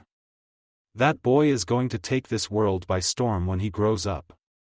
That I have no doubt of. Fugaku answered, fully believing it. The young woman nodded. Then, shall I escort you back to the Uchiha compound? Someone as important as you should not be out here alone. Fugaku shook his. I appreciate the offer. But I'm afraid I must decline, there are some things I wish to think about. Alone. The woman looks at him for a moment as though she was trying to read his mind. Very well. She said, bowing. I hope you have a good day, and I wish you a safe return to your home. Farewell Fugaku-sama. She turned around and began to walk away. There is one more thing. She said, stopping. She turned her head to face Fugaku. Think you? Think you? Fugaku parroted. What for? For reminding Naruto that there are people who care about him. He's such a cheerful child that it is hard to imagine that even he can have his moments of doubt. She said in a doleful tone. He is just a boy. Fugaku said. The Hyuga woman had a slight smile on her features, a sad one. I wish more people would see it that way. She left. Now alone, Fugaku looks up at the night sky. The last few days had been eventful for him, he had much to think about, still did. But at least now, he arrived at an answer. Only time would tell if it would be the right one. Uchiha compound, hidden meeting room, what do you mean you're calling off the coup? Yashiro shouted, veins bulging around his head. It is as I said. Fugaku said. I am calling off the coup. I will talk to the Hokage and inform him of our concerns. It is time that we settled this matter, peacefully. Fugaku, you fool. Konoha does not want peace with us. They want to destroy us. Yashiro tried to reason with his clan head. He had been so close to achieving his dream of Uchiha dominance over the village, now this fool was putting it all at risk. Can't you see that? They are jealous of our power. They want for themselves. Why else would they isolate us? Accuse us of unleashing the Kyuubi? If we don't take over, the clan will be destroyed or worse. Yashiro-san, calm down. Fugaku ordered. None of that will happen. I believe Konoha wants peace as much as we do. If we went ahead with the coup, we would only doom ourselves. We can win this. I know we can. Yashiro said. If we... Fugaku cut him off. That is enough, Yashiro, Fugaku said in a forceful tone. I have made my decision. We will not proceed with the coup. We will talk things out with the Hokage and reach a compromise that both sides can be satisfied with. I will not hear any more of this. I am the clan head, and you will do as I say. Fugaku turned around and began to walk away. Fury overtook Yashiro and lunged at Fugaku. He grabbed him by his arm and twisted him around, bringing the two men face to face. Fugaku, damn it, listen to me. You're acting like a fool. If we... Yashiro froze when he felt an intense wave of ki wash over him. He looked at Fugaku's face and saw that he was furious. Yashiro, I am done listening to you. His voice was strangely calm for a man that angry. Do not think that I haven't noticed that you have been manipulating me. I have some time to think about things away from you. I remember you've always spout about the Uchiha clan's superiority and how we should be in charge. This was never about protecting the clan. It was about promoting your idea of Uchiha supremacy, and I will have none of it. Fugaku pulled his arm out of the man's grip. I will only say this once more. I am clan head, and you will do as I say. Am I understood? Yashiro remained silent. I said. I understood. Fugaku punctuated his last word with another blast of ki. Yes, Fugaku-sama. Yashiro said through gritted teeth. Fugaku nodded. Good, in the morning, we will call a meeting of the whole clan to be held in the council room. I will inform them of my decision. I am clear. Crystal. Yashiro responded. Again, Fugaku nodded. Then I wish you a good night. He turned around. One more thing. If you ever grab me like that again, I will see to it that you won't live long enough to regret it. Understood? Yashiro remained silent for a moment. Yes. It won't happen again. Without another word, Fugaku left the room. One of Yashiro's followers walked up beside him. Yashiro-sama, what are we going to do now? If Fugaku-sama goes through with his plan, we'll lose our chance to strike at the village. Yashiro thought about it for a moment. His informant had assured him that his info would sway Fugaku to his line of thinking. Clearly, he had put too much faith in the man wearing a cloak with red clouds on it. But Yashiro was nothing if not prepared. Simple, we move along with our alternative plan. He would do anything to ensure Uchiha dominance. Even if it meant cutting off some loose ends. The Hokage Tower, I believe this has been a productive day. The Sandaime said, lighting his pipe. He breathed out a puff of smoke. So, I shall call this meeting to an end for the day. We will resume tomorrow at the same time. Is there anything that anyone would like to add before we leave? He looks around the table, seeing that no one was willing to speak. In that case, this meeting is at an end. I wish all of you a good day and hope you have a good night's rest. Itachi watched the council members stand up from their seats and began to file out of the room. His father was the last to leave. Before he did, he gave him an acknowledging nod. When the door shut, Danzo spoke up. I tell you, Hiruzen. They are up to something. This negotiation is a farce. Itachi shook his head. Leave it to the old warhawk to see the dagger behind the smile. I believe my father is genuine about this, he said, getting the bandaged man's attention. What makes you so certain about that? Danzo questioned. For all you know, this may be a deception to lull us into a false sense of security. Now, my old friend. The Sandaime spoke up. No need to interrogate the young man.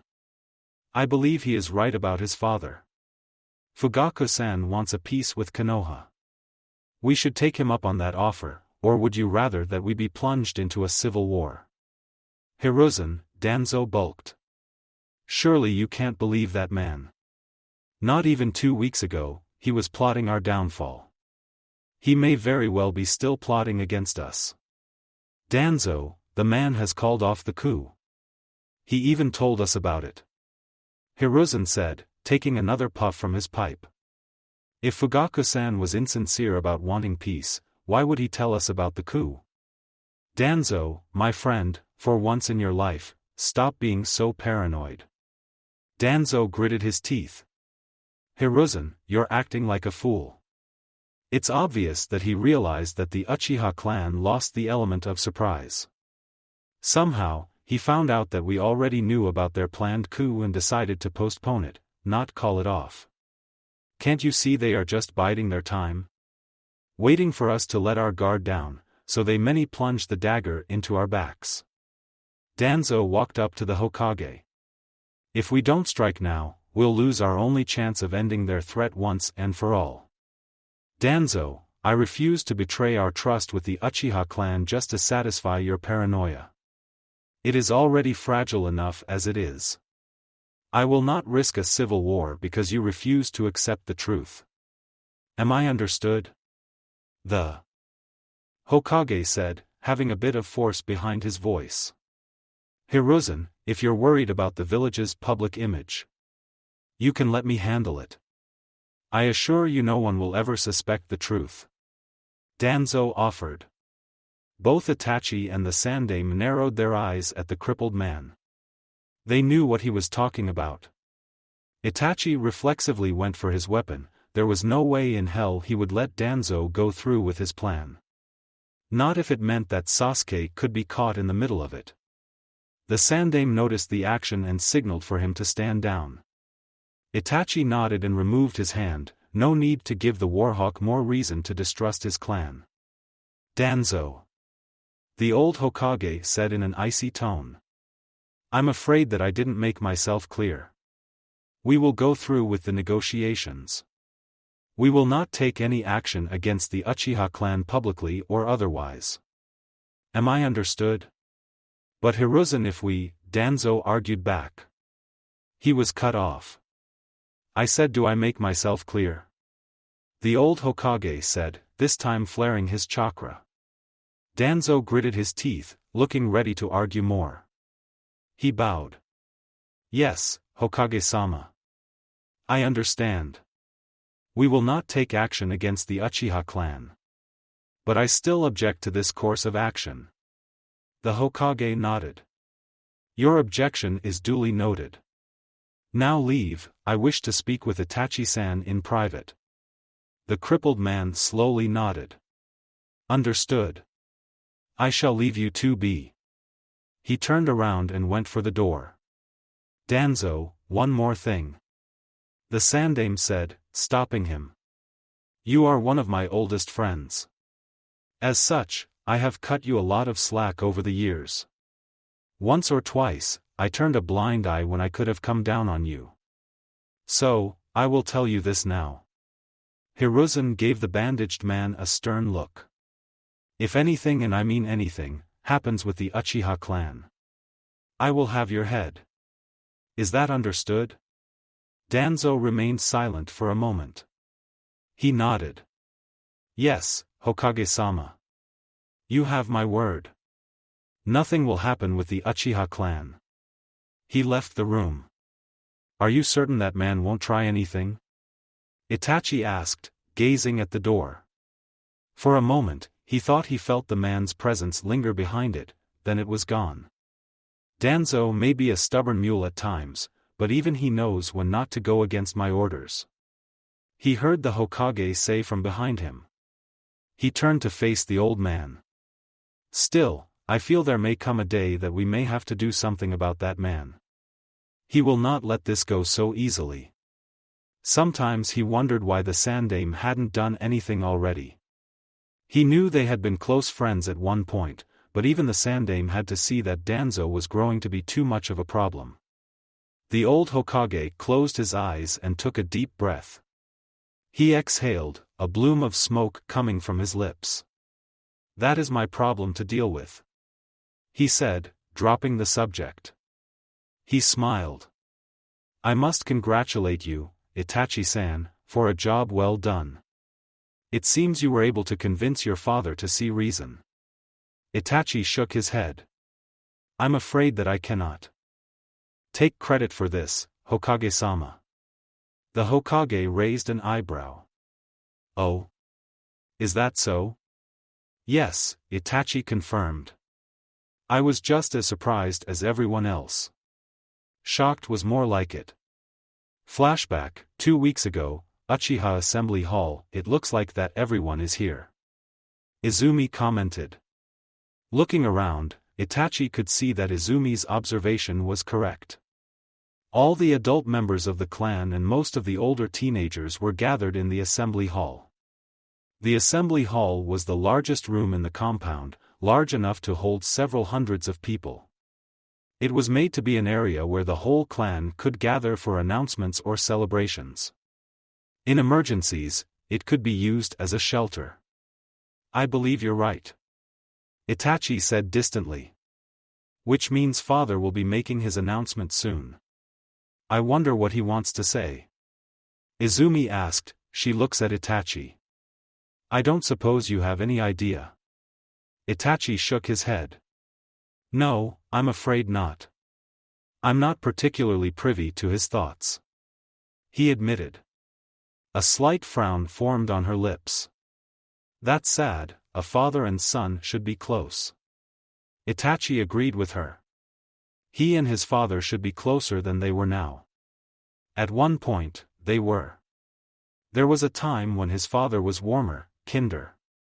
He was a man that cared for his family. At that point, Itachi felt comfortable enough to go to him for anything, to talk to him about anything. There had been no secrets between them. He was still a strict man, but he was a loving father. Then one day, he changed. Itachi didn't know when exactly it happened, though he guessed it was sometime after the Kyuubi attack. He had become colder and distant from his family. At first, Itachi had assumed it was just a phase his father was going through. A prolonged state of mourning for the lives lost that night, and now that he knew it, the loss of a friend. It hurt knowing his father had become uncaring for him and the rest of his family. Over time that pain became less impactful to him, it was still there, but it had become a dull ache. It wasn't until 2 years ago that he saw a glimpse of the man his father used to be. Itachi wondered what was so special about the boy that his father supported the Hyuga clan when they made him a ward. He had expected at best for his father to ignore the matter and worst object out of spite. The latter was more likely given what Itachi knew now. Now recently, he had seen more and more of his father's cold facade slip away to show who he was underneath. He assumed the stress of the last few months was getting to him, and the barriers he put up were crumbling under the weight. A part of him was relieved to know that the man he once knew as father was still in there somewhere, and there was a chance he could be brought back. Another part was concerned that it all would become too much for his father to handle and that he would break down one day. Well, whatever it is, we'll find out soon enough, Izumi said, breaking Itachi out of his thoughts. A mischievous glint appeared in her eyes. You don't suppose they won't notice anyone sneaking out, will they? She laid her head on his shoulder. With everyone here, some couples might be able to have some time to themselves. Itachi held back a blush. He knew what she was implying and wouldn't mind going through with her suggestion. They had little time for each other as it was, and having the chance to do so now was tempting. He shook his head. If they did, they would miss what happens here. It might be important. He saw his girlfriend pout, he found it cute. And here I was hoping to have some alone time with you, she said. Itachi smiled at her. Perhaps if there is time after my father has made his announcement, we can spend some time together. Perhaps stop by a restaurant or by the shopping district. Izumi beamed at him. I'll hold you that, she said. Silence rippled through the assembly hall. The two looked at where everyone was turning their attention to. It seems my father is ready to make his announcement. Last night, when his father had returned, he had expected to see the same conflicted and confused man he was when he left. Instead, he was calm, even smiling. Itachi had asked him if anything had happened while he was out. All he said was that he had met a stranger and had found an answer. Itachi wondered who that stranger was and what kind of effect they had on him. He hoped that the encounter had been for the better. Looking at him now, Itachi could still see that his father was calm. Next to him, looking like he was unhappy with the proceeding, was Yashiro. Itachi raised an eyebrow. Whatever this gathering was about, it upset the man. For Itachi, that was a bit of good news. Somebody looks unhappy, a familiar voice said. Itachi turned his head to see that Shisui had walked up next to them. Who? Izumi asked, looking over the gathered Uchiha. Up there, next to my father. Itachi answered, gesturing to the man next to his father. Yashiro-san looks rather displeased to be here. Izumi looks at where he was pointing, and a look of understanding comes over her face. Oh, I see now. He does look like he'd rather be somewhere else right now. Wonder if it has anything to do with what Fugaku-sama wants to say. I'd be willing to put my money on it, Shisui said, summing up Itachi's thoughts. What was his father going to say that upset Yashiro so much, Itachi wondered. We won't have to wait long to find out. Izumi commented. His father began to speak.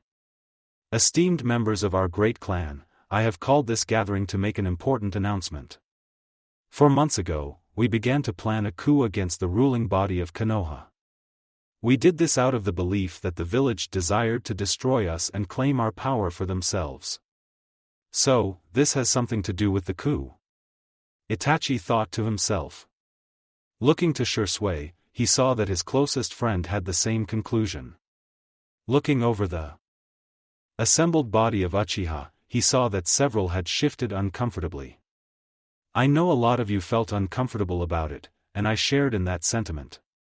Generations ago, our ancestors worked with their greatest enemy to build this village. They worked with the people they had been raised to hate and trained to kill to create a place where children did not have to die young. Together with the Senju, they created Konoha, the first of the great Shinobi villages. When the time came, they sided with their longtime rival against Madara, the greatest of our clan, when he rebelled. Since then, members of the Uchiha clan have served this village with honor and distinction, becoming some of the greatest shinobi in its history. Our ancestors have fought, bled, and died for this village. To plan a coup against this very village would be spitting upon all the hard work and sacrifices they made.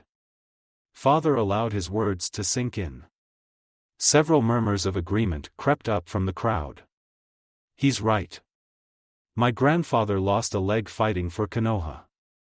If he were still alive and knew what we were planning now, he'd committed seppuku. Our ancestors must be rolling in their graves now. But the village is plotting against us. Itachi's father gestured for the crowd to quiet down. After a few seconds of silence, he continued to talk. Like you, I held these reservations. I did not wish for my ancestors' efforts to go to waste in a misguided attempt to correct a perceived injustice. But then doubts began to creep into my mind, and I allowed fear to take hold. I started to see plots happening in the shadows and saw malicious intent behind every action Konoha took. Slowly I became more and more convinced that a coup was the only way. Until finally, I put my support behind the coup, and we began our planning. Next to him, Itachi saw that Izumi was becoming more uncomfortable. Everyone in the assembly hall was becoming more uncomfortable as their clan head spoke. Itachi wrapped his arm around his girlfriend in a small attempt to comfort her. She looks up at him, giving him a wary expression. "I don't want to kill anyone from Konoha," she whispered. Itachi nodded. He knew that not all of his clansmen support the coup. Many, in fact, were uneasy with the idea of betraying the village. They only remained silent because their clan head had given his support for the coup. At first, I thought that would be the end of it. We would plan and go through with overthrowing the ruling body of Konoha and replacing it with one more amiable to our clan. But, I was wrong. Soon after, doubts began to plague my mind. I wondered if our course of action was the right one. I wondered if we had misinterpreted Konoha's actions as malicious when it was nothing of the sort.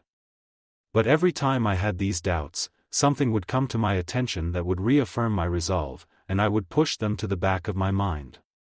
But they did linger and grew with each passing day until they consumed my mind.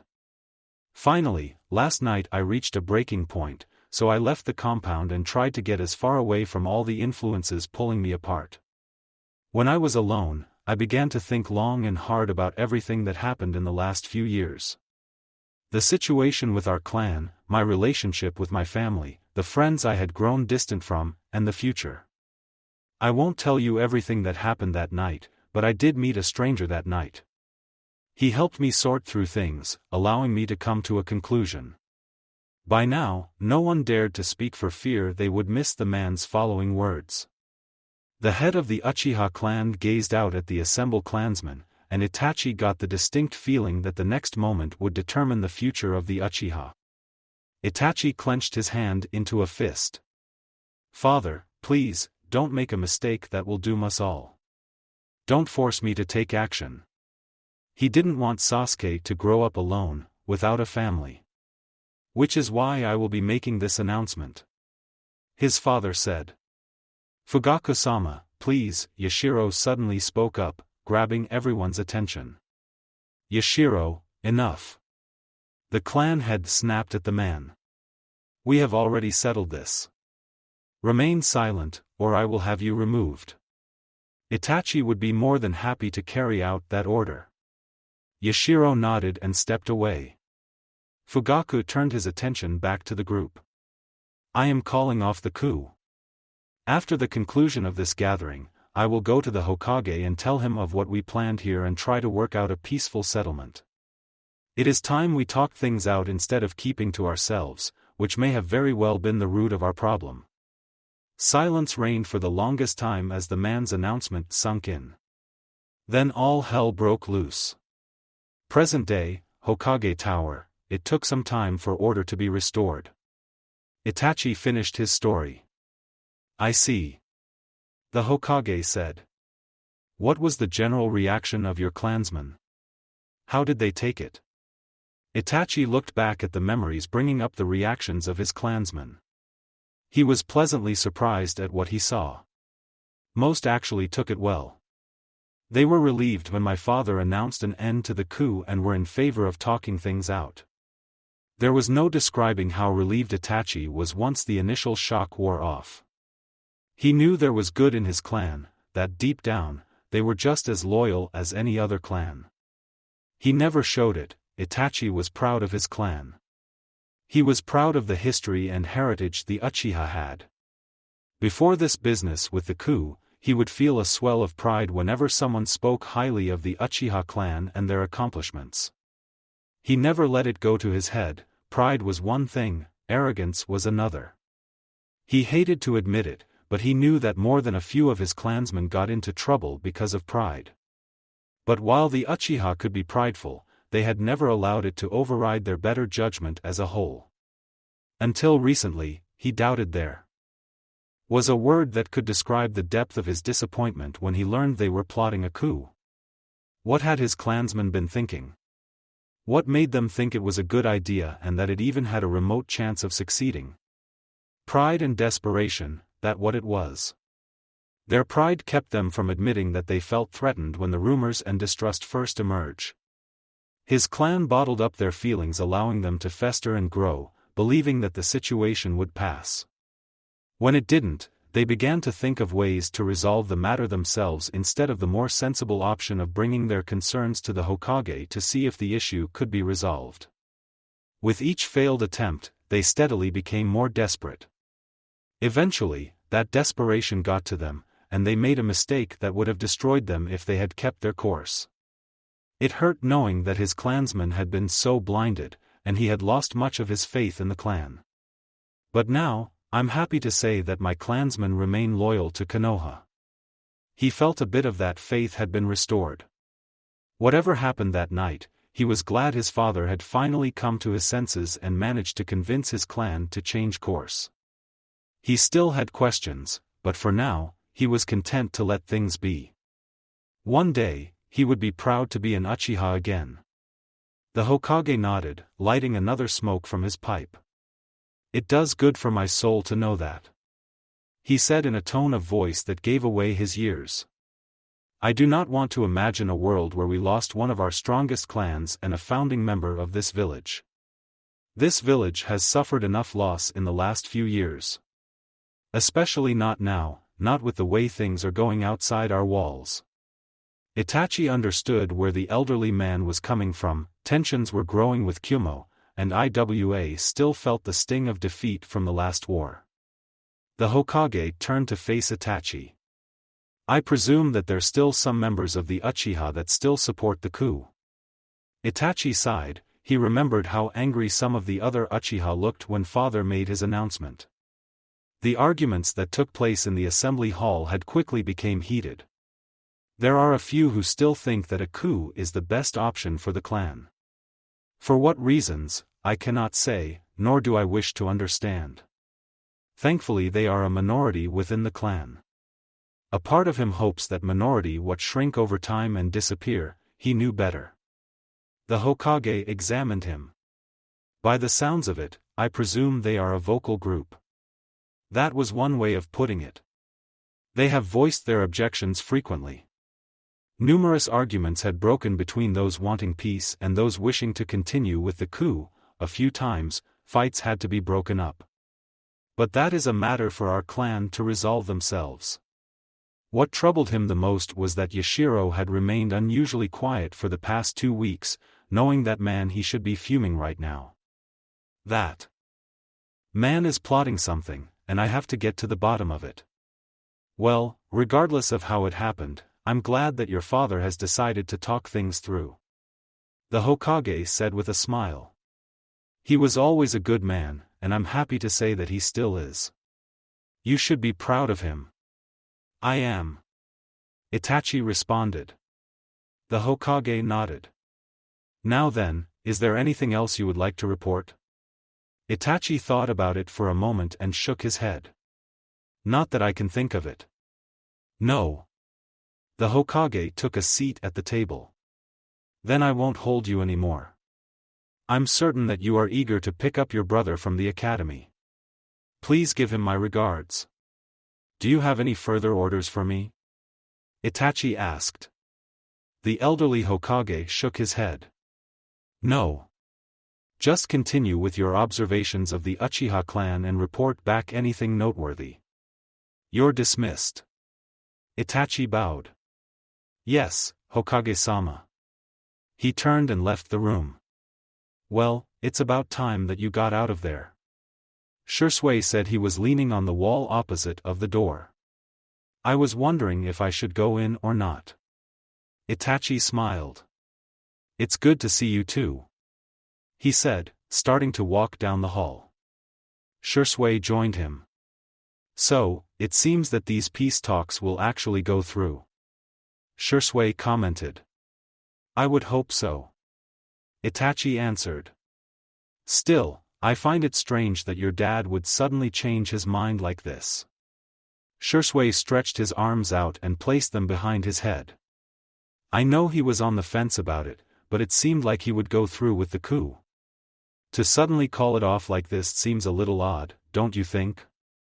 Itachi nodded his agreement. It had been strange to hear his father call off the coup. Under normal circumstances, he would have been suspicious about his behavior. But something inside of him told Itachi that his father was genuine about his change of heart. Though I do believe he is genuine about wanting peace with Konoha. Itachi said to his longtime friend. Shisui let his hands down and looks at Itachi. Are you sure that you had nothing to do with it? Of all the people that could convince him to take a more diplomatic approach, rather than turning against the village, it would be you. Itachi shook his head. He was gratified that the people around him had so much faith in him, but he could take credit for this, not entirely anyway. I will admit that I may have had a hand in it, but I do not believe that I was the one to change his mind. He explained. Really now? Shisui said, sounding unconvinced. So, do you have any idea what happened then? What could have changed his mind? Itachi stopped and thought about his friend's question. The night before my father made his announcement, he left the compound after a rather uncomfortable conversation between us. Uncomfortable conversation? Shisui repeated. I'll explain later. Itachi dismissed the subject. What matters is that when he returned, he told me that he had met a stranger. I believe it was they that changed his mind. A stranger, Shisui said. I wonder who they were. I would like to meet them. Itachi nodded. I would like to meet them too. So, I can thank them for what they did. After everything had settled down, he would have to see about asking his father who this stranger was. They must be quite the person if they could convince your father out of the coup. Shisui pursed his lips, a thought seemingly occurring to him. Then his eyes widen as something clicks in his mind. Hold on. You said it was the night before he made his announcement, right? Yes. Itachi answered, nodding his head. Are you sure? Shisui pressed. I'm certain. Itachi said, giving his friend a strange look. Why was he questioning him like? Shisui brought his hand to his chin. That's interesting. He muttered. Itachi raised an eyebrow. Something on your mind? He asked. Shisui hummed as he thought about something. I might be grasping at straws here, but I may have an idea of who it was. Though it might sound ridiculous. Shisui explained. Now Itachi was intrigued. Go on. I would like to hear your thoughts on this. Shisui nodded. Though do keep in mind I'm basing this more on intuition than concrete fact. Shisui warned. He waited for Itachi to reply. When he got none, he continued. Remember when we took your little brother to his first day of the academy? Itachi nodded. It had only been a few months ago. Incidentally, it had been around the same time when support for the coup went through. Hence, the memory was vivid in Itachi's mind. Remember the two ladies we met when we got the entrance? Again Itachi nodded. They had met Kurenai and a young Hyuga woman. Yes, and I remember that they were escorting the Hyuga heiress, Hinata Hyuga, and the Hyuga clan ward, Uzumaki Naruto. I believe the latter two have become close friends of my little brother. Shisui nodded. Yes, those are the ones. More specifically, I'm talking about the Hyuga woman. Ah, yes. Sarasan, I believe. Yes, well anyway, after our first meeting, we met up a few more times. We've even become friends. A chuckle escapes Shisui's lips. I wonder what Yashiro would make of it. He'd probably pop a blood vessel. Now that would be a sight that Itachi would like to see. Yes, I've seen you two together frequently. You seem close. Shisui gave him a skeptical look. Don't read too much into it. We're just friends. For now. Itachi said with a small smile. Shursui rolled his eyes. Getting back on track. I talked to her a couple of days ago. She had a funny anecdote to share with me. And what does it have to do with my father changing his mind? Itachi asked. I was getting to that. Shursui responded. Well, as it turns out, she's the caretaker of their clan ward. Uzumaki Naruto. Itachi stated. That's the guy. He's quite the handful. Gets into a lot of trouble, and she has to deal with the fallout. A smirk forms on his lips. Itachi. Return that smile. I've seen him around Sasuke. He has a lot of energy for a boy of his age. I can imagine watching after him is not an easy job. Shursui's smile grew. He tends to put her at her wit's end. But despite that, I can tell she adores him. Hell, I remember this one time that some passing drunkards were badmouthing him. Sarasen looked about, ready to personally introduce them to the Shinigami. Itachi gave him a pointed look. Right, getting sidetracked again. She tells me that Naruto likes to sneak out of the compound at night. And one of his excursions so happened to be the same night that my father left. Itachi said, mentally connecting the dots. That is right.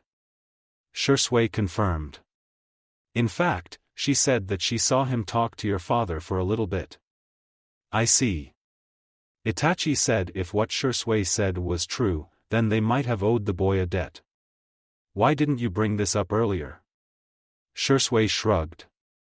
I didn't think it important until now. If what you say is true, then we owe him. Itachi said, resuming his walk. I will have to see about talking to him. I'm curious to learn more about this boy. You should, Shursui said beside him. He hangs around Sarah a lot, so I've gotten to know him. He's a good kid, talented too. Get this, he wants to be Hokage one day. Itachi smiled to himself. An ambitious dream for sure, but somehow Itachi felt like it was a possibility. If that boy could change the mind of my father, then perhaps he will make for a worthy successor to the Sandaime. When you put it like that, I wouldn't mind serving under him one day. Shursui said. Though that day might not happen for several years, if at all. They exited the Hokage Tower. Itachi stopped. I would not be so doubtful. After all, Itachi looked past the tower and at the four faces carved into the mountain. It may very well be in his blood. The academy, and then he opened the door. Boom! Naruto shouted, flinging his arms into the air. The prick got covered in bright orange paint. I heard that it took days for him to get rid of the stuff. He laughed out the rest of his story. Naruto, that was mean. Hinata scolded the blonde. Though it wasn't very convincing since she was trying and failing to hold back a smile. Well, it's what he gets for saying bad things about you. Naruto responded. This time there was no hiding the smile as the lavender-haired girl giggled. Still, you should apologize to that store owner. Yeah. Naruto dismissed. Sarani-chan has already got on me about it. She made me apologize to the guy and even offered for me to clean up the mess in his store. He declined, of course. You're a troublesome blonde. Shikamaru lazily commented. Didn't she take you to Ichiraku soon after? It doesn't sound like she was trying to punish you. That's because she knows good food when she sees it, unlike most people. Naruto said. Troublesome ramen addict. The Nara boy said with a yawn. Hinata giggled. Again. It seems to me that she has a soft spot for you, Naruto-kun. Her have a soft spot for me? The blonde said incredulously. She scolds me for every time I pull off one of my brilliant pranks and works me like a slave driver during training. That woman has no soft spot. Naruto crossed his arms in a huff. Maybe she does that because she cares. Hinata suggested. Why would that be caring for me? Naruto asked. Because women are troublesome. Shikamaru supplied, getting a small chuckle from Hinata. Naruto was chuckling too. Maybe you're right. Both of you. Naruto said, laying on his back. As mean, she can be at times, Sarane-chan can be really nice too sometimes. Like that one time, she stood up to Mizuki-sensei for teaching me the wrong taijutsu form. Boy, did she put him through the grinder? I remember, Shikamaru said, with a slight smile on his lips. He would turn pale every time we mentioned her name around him for several days. Still flinches sometimes. Shikamaru turned his head over. Am I the only one that's noticed that our friend is unusually quiet, even for him? Both Naruto and Hinata turned their attention to where the Nara boy was looking at. Sasuke indeed had been quiet for a long time, almost since they got out of class. Naruto sat up and reached out his arm. Sasuke jolted when he felt something touch his shoulder. What? He said, turning to see that Naruto had his hand on his shoulder. He and Hinata were giving him worried looks, and Shikamaru was lying on the ground lazily staring at him. You need something? He asked his friend. Well, you've been quiet this whole time, Hinata said. Unusually so. Yeah, even you're not this quiet. Usually, by now, you would have commented on my story. Maybe even be smiling. Naruto explained. You were telling a story? Sasuke had been lost in his thoughts that he hadn't noticed his friends talking. He looked out at the courtyard, seeing that most of the other kids had gone. He didn't notice the time passing either. Yeah, I was just telling Hinata-chan and Shikamaru-san about how I pranked this mean old store owner that badmouthed Hinata-chan. Naruto explained. Come to think of it, you haven't challenged me to a sparring match recently. Is something wrong? Sasuke hesitated for a moment, he wasn't sure how to explain it to his friends. I'm not sure what you're talking about. Sasuke said to deflect the question. What he means is, Shikamaru sat up and stared at the Uchiha boy. That you haven't been yourself of late. I would say since about 2 weeks ago. Both Naruto and Hinata nodded. You've been unusually quiet, been distracted in class, and as Naruto said, haven't challenged him to a spar all this week, nor have you responded to his challenges. That tells us something is wrong. At the very least, something is occupying your mind. Sasuke had no real response to that. It was as Shikamaru said, he had been withdrawn from everything this week. He had a lot on his mind. Naruto's worried expression grew. Can't you tell us what's wrong? We are friends, aren't we? Sasuke knew that Naruto likely had several of his eyes pointed at him, trying to read for any sign of what he was thinking. Does it have to do with what people are saying about your clan? Sasuke was surprised at how perceptive his blinded-fold friend could be. For a loudmouth prankster, the boy could pick up on things the few others could. At this point, Sasuke felt there was no more point in hiding the truth. Sasuke nodded. Yeah. He said softly. So, it's true. They were planning a coup d'état. Naruto said, fumbling over the word. Coup d'état. Hinata corrected. Whatever it is called. Naruto replied. Sasuke tucks his knees in and wraps his arms around them. I can't believe that my father and the rest of my clan were on. Sasuke stopped as he tried to find a way to word the rest of his sentence. On. He trailed off, finding that the words wouldn't come to him. On killing the Hokage, the rest of the Konoha Council, and anyone else who got in their way. Then take control of the village. Shikamaru finished for him. Yeah, that. Sasuke responded quietly. How could I have missed that? Well, you are just a kid. We all are. Shikamaru answered, looking at everyone. Sasuke didn't feel comforted by that. But I live with them every day. I should have noticed. Sasuke tried to argue. And what good would that have done? The Nara pointed out. What could you have done to prevent them from turning against the village? Sasuke opened his mouth to speak. Then he shut when no response came out. As much he hated to admit it, there was nothing he could have done. As Shikamaru said, he was just a kid. I thought so. Shikamaru said after a moment of silence. Hey, look at the bright side. Naruto said, looking between the two boys. At least they've stopped now. I'm sure once they sort everything out with Gigi, everything will be fine. Hinata nodded next to him.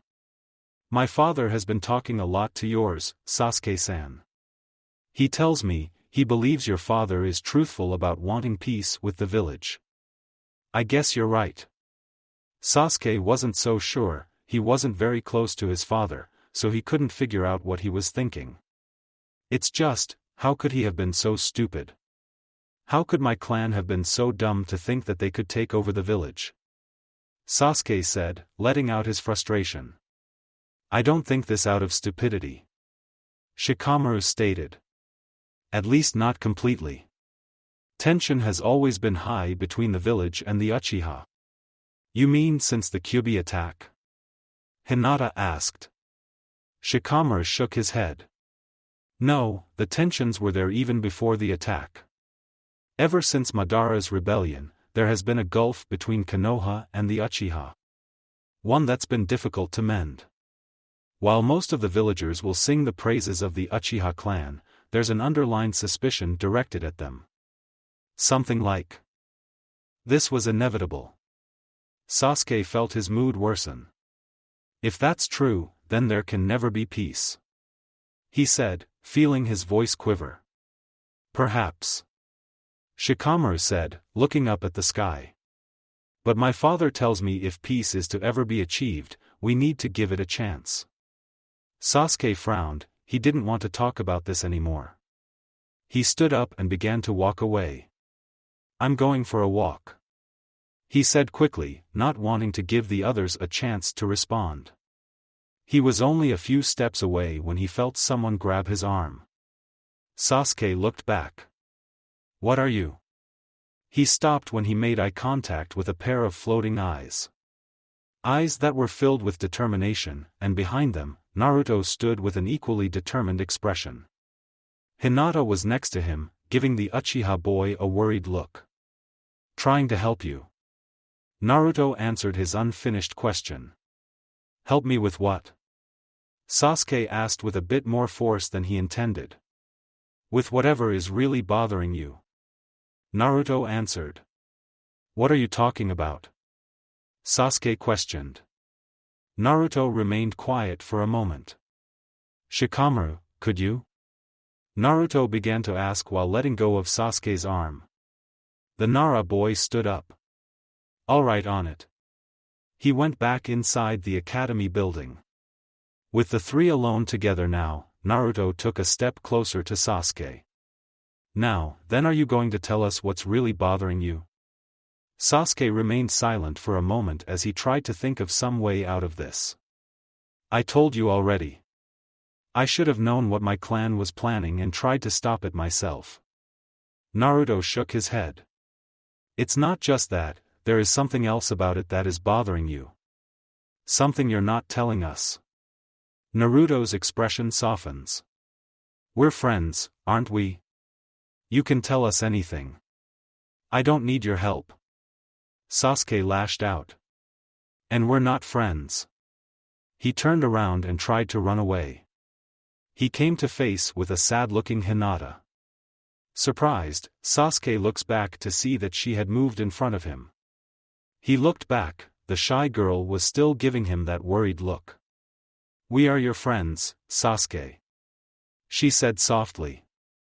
We want to help you. So please let us. Sasuke stood there in silence, clenched and unclenched his fists. He felt his emotions were about to spill over, despite his best efforts to bottle them up. Please just let me go. he said, trying to keep his voice even. He felt a hand on his shoulder. He looks back to see Naruto giving him a reassuring smile. Sasuke, we're here for you. Sasuke looked down to hide the soft smile that had formed. He knew he was lucky to have met them, and he didn't want to burden them with his problems. What if I hurt you? What? He heard Naruto ask. He looked back up at Naruto. What if I hurt you? He repeated his question. Both of you? He turned his back around to face Hinata. Naruto around Sasuke, standing beside the Hyuga girl. What makes you think you'll hurt us? Sasuke remained quiet as he thought over the past week. The things he saw, what he heard. How everyone was keeping their distance from him. Ever since my father came out about the coup, I've heard the villagers say a lot of bad things about my clan, about me. How? He felt his voice quiver and felt the area around his eyes become wet. How we're all traitors and that we'll just turn against the village one day. How all of us are just power-hungry monsters. What if they're right? What if one day my clan turns against the village? What if I turned against you and end up hurting you? Sasuke, that's never going to happen. Naruto said firmly. I know you, you're a good guy.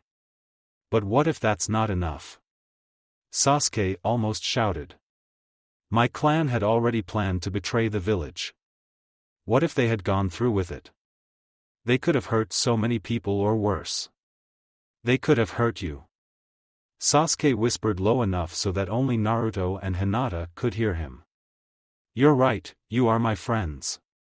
It's only been a short time, but I already feel so close to you, closer than most of my family. Sasuke. He heard Hinata say in a soft tone. I don't know if you noticed or not, but I'm not all that close to most of my family. Sasuke admitted. The ones that I do feel close to are my mother, my older brother, and Shisui. What about your dad? Naruto asked. Sasuke shook his head. I'm not close to him. Never have been. As much it hurt him to say it, Sasuke knew it was the truth. For a long time, he had deceived himself into thinking that maybe one day his father would acknowledge him, that they could be father and son. But deep down, he always knew that would never happen. The distance between them had grown too far to ever be mended. Normally he would push the feeling aside and bury it deep inside his mind. But with the events of the past week, with him learning what his clan had planned to do and what he heard from the rest of the village, he couldn't do that anymore. The feelings he bottled up for so long were coming to the surface. He's always been distant to me, and now that I think about it, he's been that way with the rest of my family. Sasuke walked back to the academy steps and sat down, wrapping his arms around his knees. I've tried so hard to get his attention. To get his acknowledgement. Sasuke breathed in and breathed out. But that could never happen. He never cared about me. If he did, he would have treated me more like a son. He would have paid more attention to me. But, most of all, he would have never supported the coup. He felt Naruto's presence sitting down next to him. Sasuke, I wouldn't be so sure about that. Sasuke turned his head to face Naruto. The blindfolded boy was giving him a comforting smile. I think your father does care for you. He just has trouble expressing it. Sasuke felt a spark of happiness at his friend's attempt to comfort him. Even if you're right, the damage has been done. I don't think there is anything he nor I can do to fix that. He felt a hand be placed on his hand. He looked over to see that Hinata was sitting next to him and had reached out to him. Naruto is right, you should give him a chance.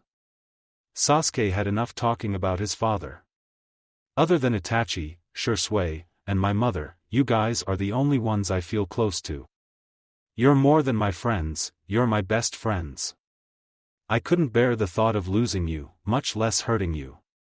He didn't want to think about the possibility that he could end up hurting his two closest friends. He didn't think he was capable of it, but he was not so certain of what he was capable of doing with what was happening with his clan. He felt another hand be laid on him. This time it was Naruto. "That is never going to happen," he said in a firm, confident voice, one that made Sasuke believe him. "You are never going to turn on this village. You are never going to hurt Hinata nor me or anyone else you care about." "But what if?" Sasuke weakly argued. He was interrupted when Naruto stood up and faced him. "Sasuke, we are friends," he said simply. "No matter how tough things get or what happens in the future, we'll be there for each other. Even if you do turn against us, we'll be there to turn you back. We'll help you no matter what happens.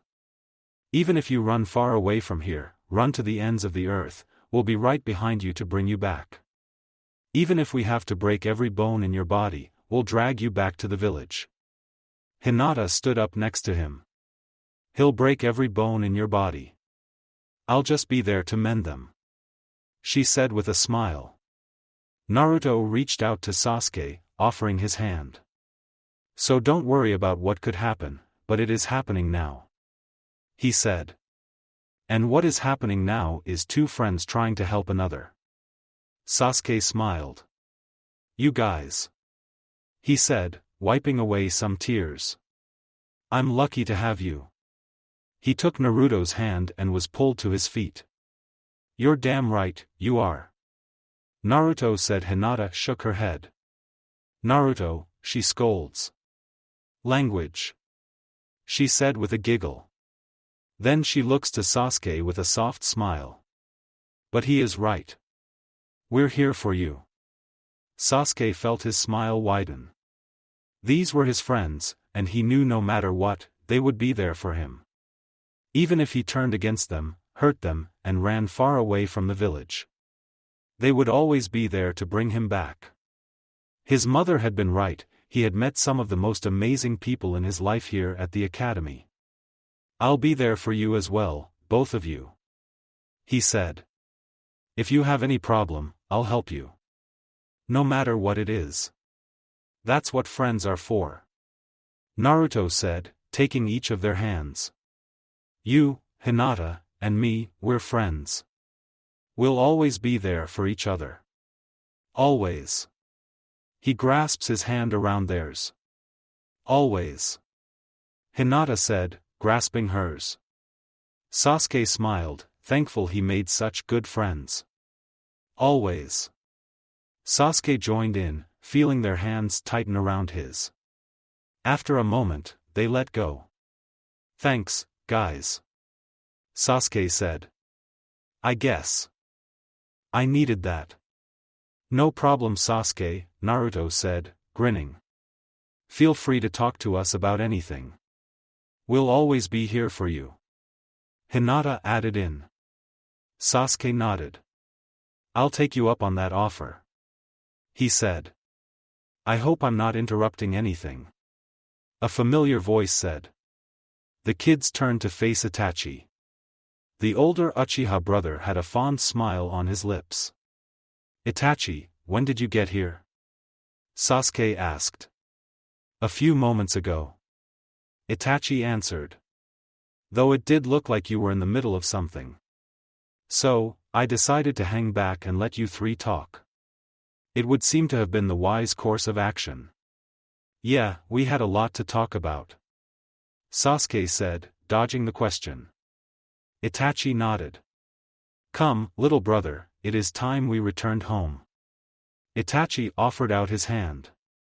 Sasuke hesitated for a moment. He wanted to spend some more time with his friends today. "Don't worry, you'll have plenty of time to hang out with your friends tomorrow," Itachi said, catching on to his brother's thoughts. Sasuke looked to his two friends, both of them nodded. "Go on," Naruto said. "We don't have classes tomorrow. So, we'll have all day to hang out together." Seeing no other option, Sasuke took his brother's hand. "All right." Itachi smiled down at his brother. He then turns his head to face Naruto. Naruto-san, you are a most interesting individual. Thank you, I guess. Naruto said, sounding a bit sheepish at the statement. Itachi shook his head. I meant it as a compliment. He clarified. If you would not mind, I would like to talk to you sometime. Naruto nodded. Sure, anytime. Itachi nodded. Then we shall be on our way. Goodbye Naruto-san. Hinata-san, I wish you a good day. The kids said their goodbyes before the Uchiha brothers left. You have good friends, Sasuke. Itachi said once they were a good distance from the academy. You've been more fortunate than I have. Sasuke looked up at his older brother, surprised by the statement. What do you mean? I did not have any friends when I attended the academy. Itachi said with a wistful expression. In fact, it was not until in the last few years did I find people whom I could call friends. Sasuke was surprised, he had looked up to his brother all of his life. He would have thought that his brother would have been the most popular kid in the academy and would have a ton of friends. He never would have thought that his brother would have such a lonely life. He felt sad for Itachi. But at the same time, a small part of him felt elated at the thought he had some time over his brother, who for the most part, was better than him at everything else. Wait, didn't you have teammates when you graduated? Sasuke asked, remembering what his mother told him in a past conversation. Sasuke saw a sad smile form on his brother's lips. I did, and for a time, we were close. Were? Sasuke repeated, getting an ominous feeling. They were killed during a mission, about a year after our team was formed. Itachi confirmed.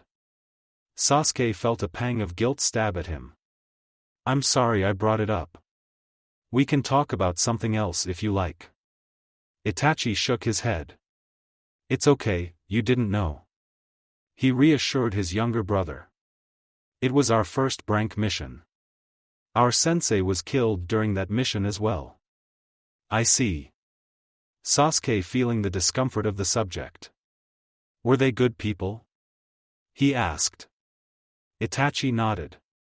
Yes, they were. At the time, they were my only friends. I have no doubt had they survived, we would have grown much closer. I think you would have liked them. I would have liked to meet them. Sasuke said. It's too bad. Itachi slowly nodded. Sometimes, that is how life is. We must take the good with the bad and cherish those around us. Itachi stopped walking. He let go of Sasuke's hand and lowered himself to come face to face with his brother. Sasuke, he said, putting his hand on Sasuke's head. You have good friends. Cherish them, for someday they may be gone. Sasuke nodded. I will. He saw his brother smile. Oh, Sasuke. One more thing. What? Tap. Itachi removed his finger from his brother's forehead. Smile. He said. Sasuke rubbed his forehead, giving his older brother an irritated look. What was that for? He asked, but could keep the smile from his face. Itachi stood back up and took Sasuke's hand. Come, let's go home. It had been a short conversation, but Sasuke felt like he had learned a lot about his brother. Uchiha compound, so, how did it go? Mikoto asked, sitting a dinner plate down in front of Fugaku. Better than I expected, Fugaku answered. A lot of the council members still distrust me. Some of them even think this is a ploy to lull them into a false sense of security. Let me guess, Danzo. Mikoto commented, taking her seat at the table. Danzo. Fugaku confirmed. There are a few others like the Sandame's former teammates, some, and half of the civilian council.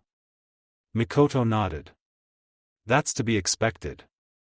It has only been 2 weeks. There's still a lot of raw emotion going around. I know. Fugaku agreed with his wife. I didn't expect them to get over it so quickly. I fully expect it'll be years before they can trust us again. Mikoto nodded. But they will trust us, and we took the first steps towards that. Fugaku nodded. It will take time, taking a quick bit from his food. But we will endure. So how has the clan been taking this? How are they feeling? I thought you of all people would know that. Mikoto said. Fugaku sighed tiredly.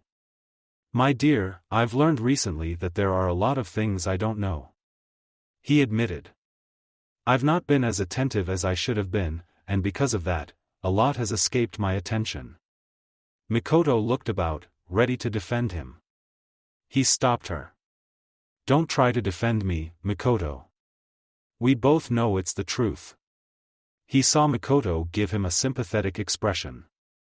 I will admit that you have been distant for a while. She said carefully.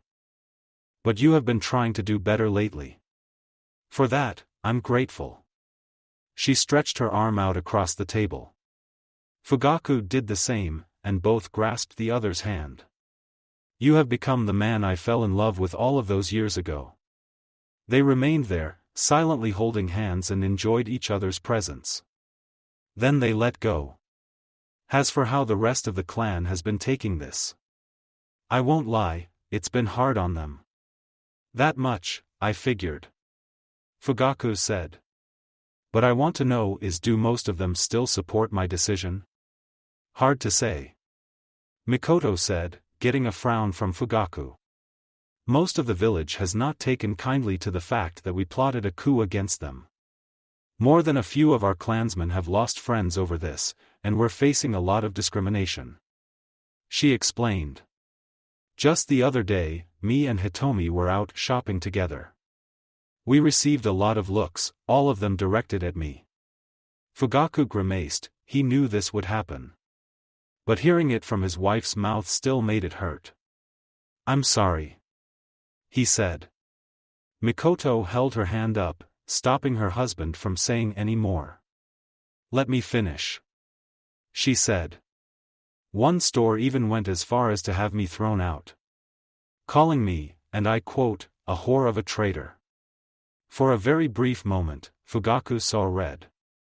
How dare they call his beloved Mikoto a whore? Fugaku seriously considered going straight to that same store and make it clear to them what it meant to offend the Uchiha clan. Fugaku calmed himself before he put more thought into it. He knew all that would accomplish was to throw more fuel on an already volatile situation. Once things calmed down enough, he would look into blacklisting them, assuming the Hyuga didn't do the same. He let Mikoto finish her story. About a block down, we went into another more welcoming store. In there, we encountered a couple of customers who were talking about the coup. Fugaku felt his frown grow as he guessed where this was going. I imagine it wasn't a very pretty conversation. To his surprise, he saw Mikoto smile. You imagine wrong, my dear. They actually being civil about it, she said. Granted, they had a lot of bad things to say about us. But it was nothing that couldn't be denied, like the fact that we shouldn't have resorted to treason to solve our problems. Again, Fugaku felt himself grimace. It was a strong word, but nothing else could describe their actions, treason. But they also had plenty to say about what the village had done to earn such a reaction. Fugaku's eyes widened slightly. They think Konoha deserved that? He asked, doing little to mask his surprise. Partially, anyways. Mikoto explained.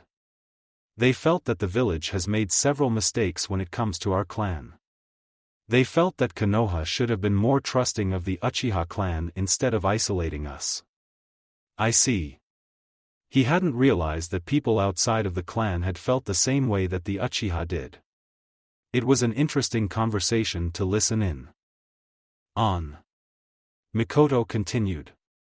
It also wasn't the first time that I heard that conversation in the past 2 weeks. People are talking Fugaku, really talking. It's true that the atmosphere around the village is full of tension and emotion, but it is also full of conversation. I believe that is a good thing. I think that one of the biggest contributors that led to our current state was that both sides bottled up their feelings and thoughts. They never really talked about what was happening. Fugaku was inclined to agree. Ever since the founding of Konoha, there had been a rift between the Uchiha clan and the rest of the village. Granted, some of that was unavoidable. But Fugaku felt that if both sides had talked things out, a lot of that could have been avoided. I believe you're right. We should have talked it out sooner. Which brought him to a question. Why had they not talked sooner? Why did both sides let things get so bad? There was a time when we did talk things out. A time when the gap between the clan and the village was closing. Mikoto said. Fugaku knew what or who she was referring to. Minato. He said, hardly above a whisper. Once again, Fugaku wondered what things would have been like if his old friend had survived that day. If that day had never happened. He imagined that things would have been better, that village would have not been on the brink of civil war as it was 2 weeks ago and may still be. How is it that we let everything fall apart after he died? Fugaku asked without realizing it. When he did, he thought about it. Why had they let everything fall apart after Minato died? Was it because of some inability on their behalf? Or was it because it was easier to sit around rather than continue to work for a better future? Mikoto looked down at her food, remaining silent. I don't know. She said. When he died, it was like this village lost a part of its soul. Minato was like shining light to us, and when that light went out, all we could see was the darkness. That seemed like an apt description. I have to wonder if we depended on one person so much that everything fell apart when they passed. Did we ever deserve the fruits of their labor? Were they doomed to repeat their mistakes over and over again until there was nothing left? I wouldn't know. None of us can until we try. Mikoto said. We are starting to see that light again. Perhaps we'll get it right this time. Fugaku had an idea of what she was referring to. His son. Mikoto nodded. He is so much like his father and his mother. She said. Hitomi has told me that boy claims he will become Hokage of this village someday. She believes him, and I am inclined to do the same. He will be our second guiding light. That was nothing Fugaku could dispute, but he could not help but feel pessimistic about the future. Then what happens when he dies? Will we be able to cope without him? Or will we let everything fall apart for a second time? Mikoto looked back up at Fugaku with an expression of uncertainty. I can't say. Perhaps they will, or they won't. But I pray that day won't come until that boy is of a ripe old age and that we ourselves will be long gone. For some reason, Fugaku felt hopeful about that. He is an Uzumaki, and they have been known to have long lifespans. It is possible that it will be up to an entirely new generation to carry on when he passes. One that may be free of our mistakes. Mikoto smiled. My thoughts exactly. She resumed eating her food. Come now, dear. Whatever the future has in store, it won't be happening today. She said. I want to talk about something else. Something that'll bring a smile to our faces. Fugaku grinned. Well, I did hear that Tsunade-sama will be moving back into the village. Really? Mikoto said. I do remember hearing about something like that from Hitomi. Tell me more. Before Fugaku could begin to talk, they both heard a knock at the door. Husband and wife looked at each other, silently asking the other the same question. Who could that be? Fugaku stood up and walked to the door. He opened it and was greeted by a clansman. Fugaku-sama. The young man said, bowing. Yes, what is it? Fugaku asked the younger man. Yashiro-san wishes to speak to you. The man responded. He says it's urgent and is waiting for you in the forest west of the Konoha Park. Fugaku raised an eyebrow. What could Yoshiro want to talk about so urgently and in the forest no less? I see. Fugaku? He heard his wife say. What is it? Fugaku looked back at his wife. It seems that Yoshiro-san wishes to speak with me in the forest west of Konoha Park. Now it was Mikoto's turn to raise an eyebrow. That's an unusual place to meet at, she commented. Fugaku nodded at her and turned his attention back to the clansman. Are you sure that is where Yoshiro said to meet him? Yes, Fugaku-sama. The clansman said, nodding. He was very adamant about that. Fugaku rubbed his chin in thought. There was something off about this that was setting off several red flags in his head.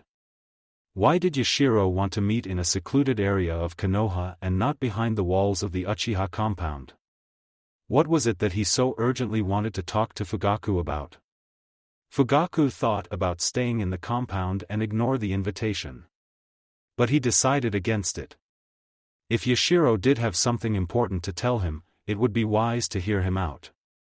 Very well, Fugaku said after a moment of thought. I'll meet with him shortly. The clansman nodded. Is there anything you would like me to do, Fugaku-sama? Perhaps inform Yoshiro-san that you are coming? Fugaku shook his head. No, that will be all. Then he got a good look at the young man. Actually, there is something you can do. Yes, Fugaku-sama? Wait here a moment. I'll be right back. Fugaku said, walking away from the young man. Passing his wife, she gave him a questioning look. Is that something the matter? She asked. It's nothing, Mikoto. I'm just. Fugaku paused as he tried to think of a way to word what he was going to say next. Taking some precautions. Night had fallen when Fugaku arrived at where Yoshiro said he would be. The man was standing in the middle of a small clearing. You called for me? Yes, I did. Yoshiro said, turning around. He raised an eyebrow as his eyes narrowed at something attached to Fugaku's hip. Might I ask why brought that along with you? He asked, pointing at the katana. Fugaku patted the hilt of the weapon. I felt like getting some practice with it after our talk here. He answered. You find something wrong with that? No, Yoshiro said, shaking his head. No, nothing wrong with that. A shinobi should always strive to keep their skills up. Yoshiro turned his back on Fugaku. But that is not what I called you here for. Your messenger said you had something urgent to tell me. Fugaku responded. That I do. Yoshiro said. But first, I must ask you a question. Will you resume our plans to overthrow Konoha and take our rightful place as rulers of the village? Fugaku frowned, he had a suspicion that what Yoshiro wanted. Yoshiro, you fool. If we fight the village, we all lose. Why can't you see that? I'm afraid my answer is still, no. Fugaku answered the man. The only way our clan will survive is by making peace with the village. Yoshiro remained silent for what felt like an eternity. I see then. He spoke. Then I see no more use in continuing this charade. He snapped his fingers. More than a dozen figures emerged from the forest. It is a good thing you brought that katana of yours. Yoshiro turned around as 4 of the figures flanked him. The rest surrounded Fugaku, all of them armed with swords. It will make our deception all the more convincing. The man had a mad smile on his lips. Fear, not Fugaku-sama. I do this for the good of our clan. Thank you for watching. I hope you enjoyed it. Make sure to like and subscribe, and don't forget to share this video with your friends. Guys, make sure to help the author by visiting the link in the description. This is Fox Sage, and I'm signing off.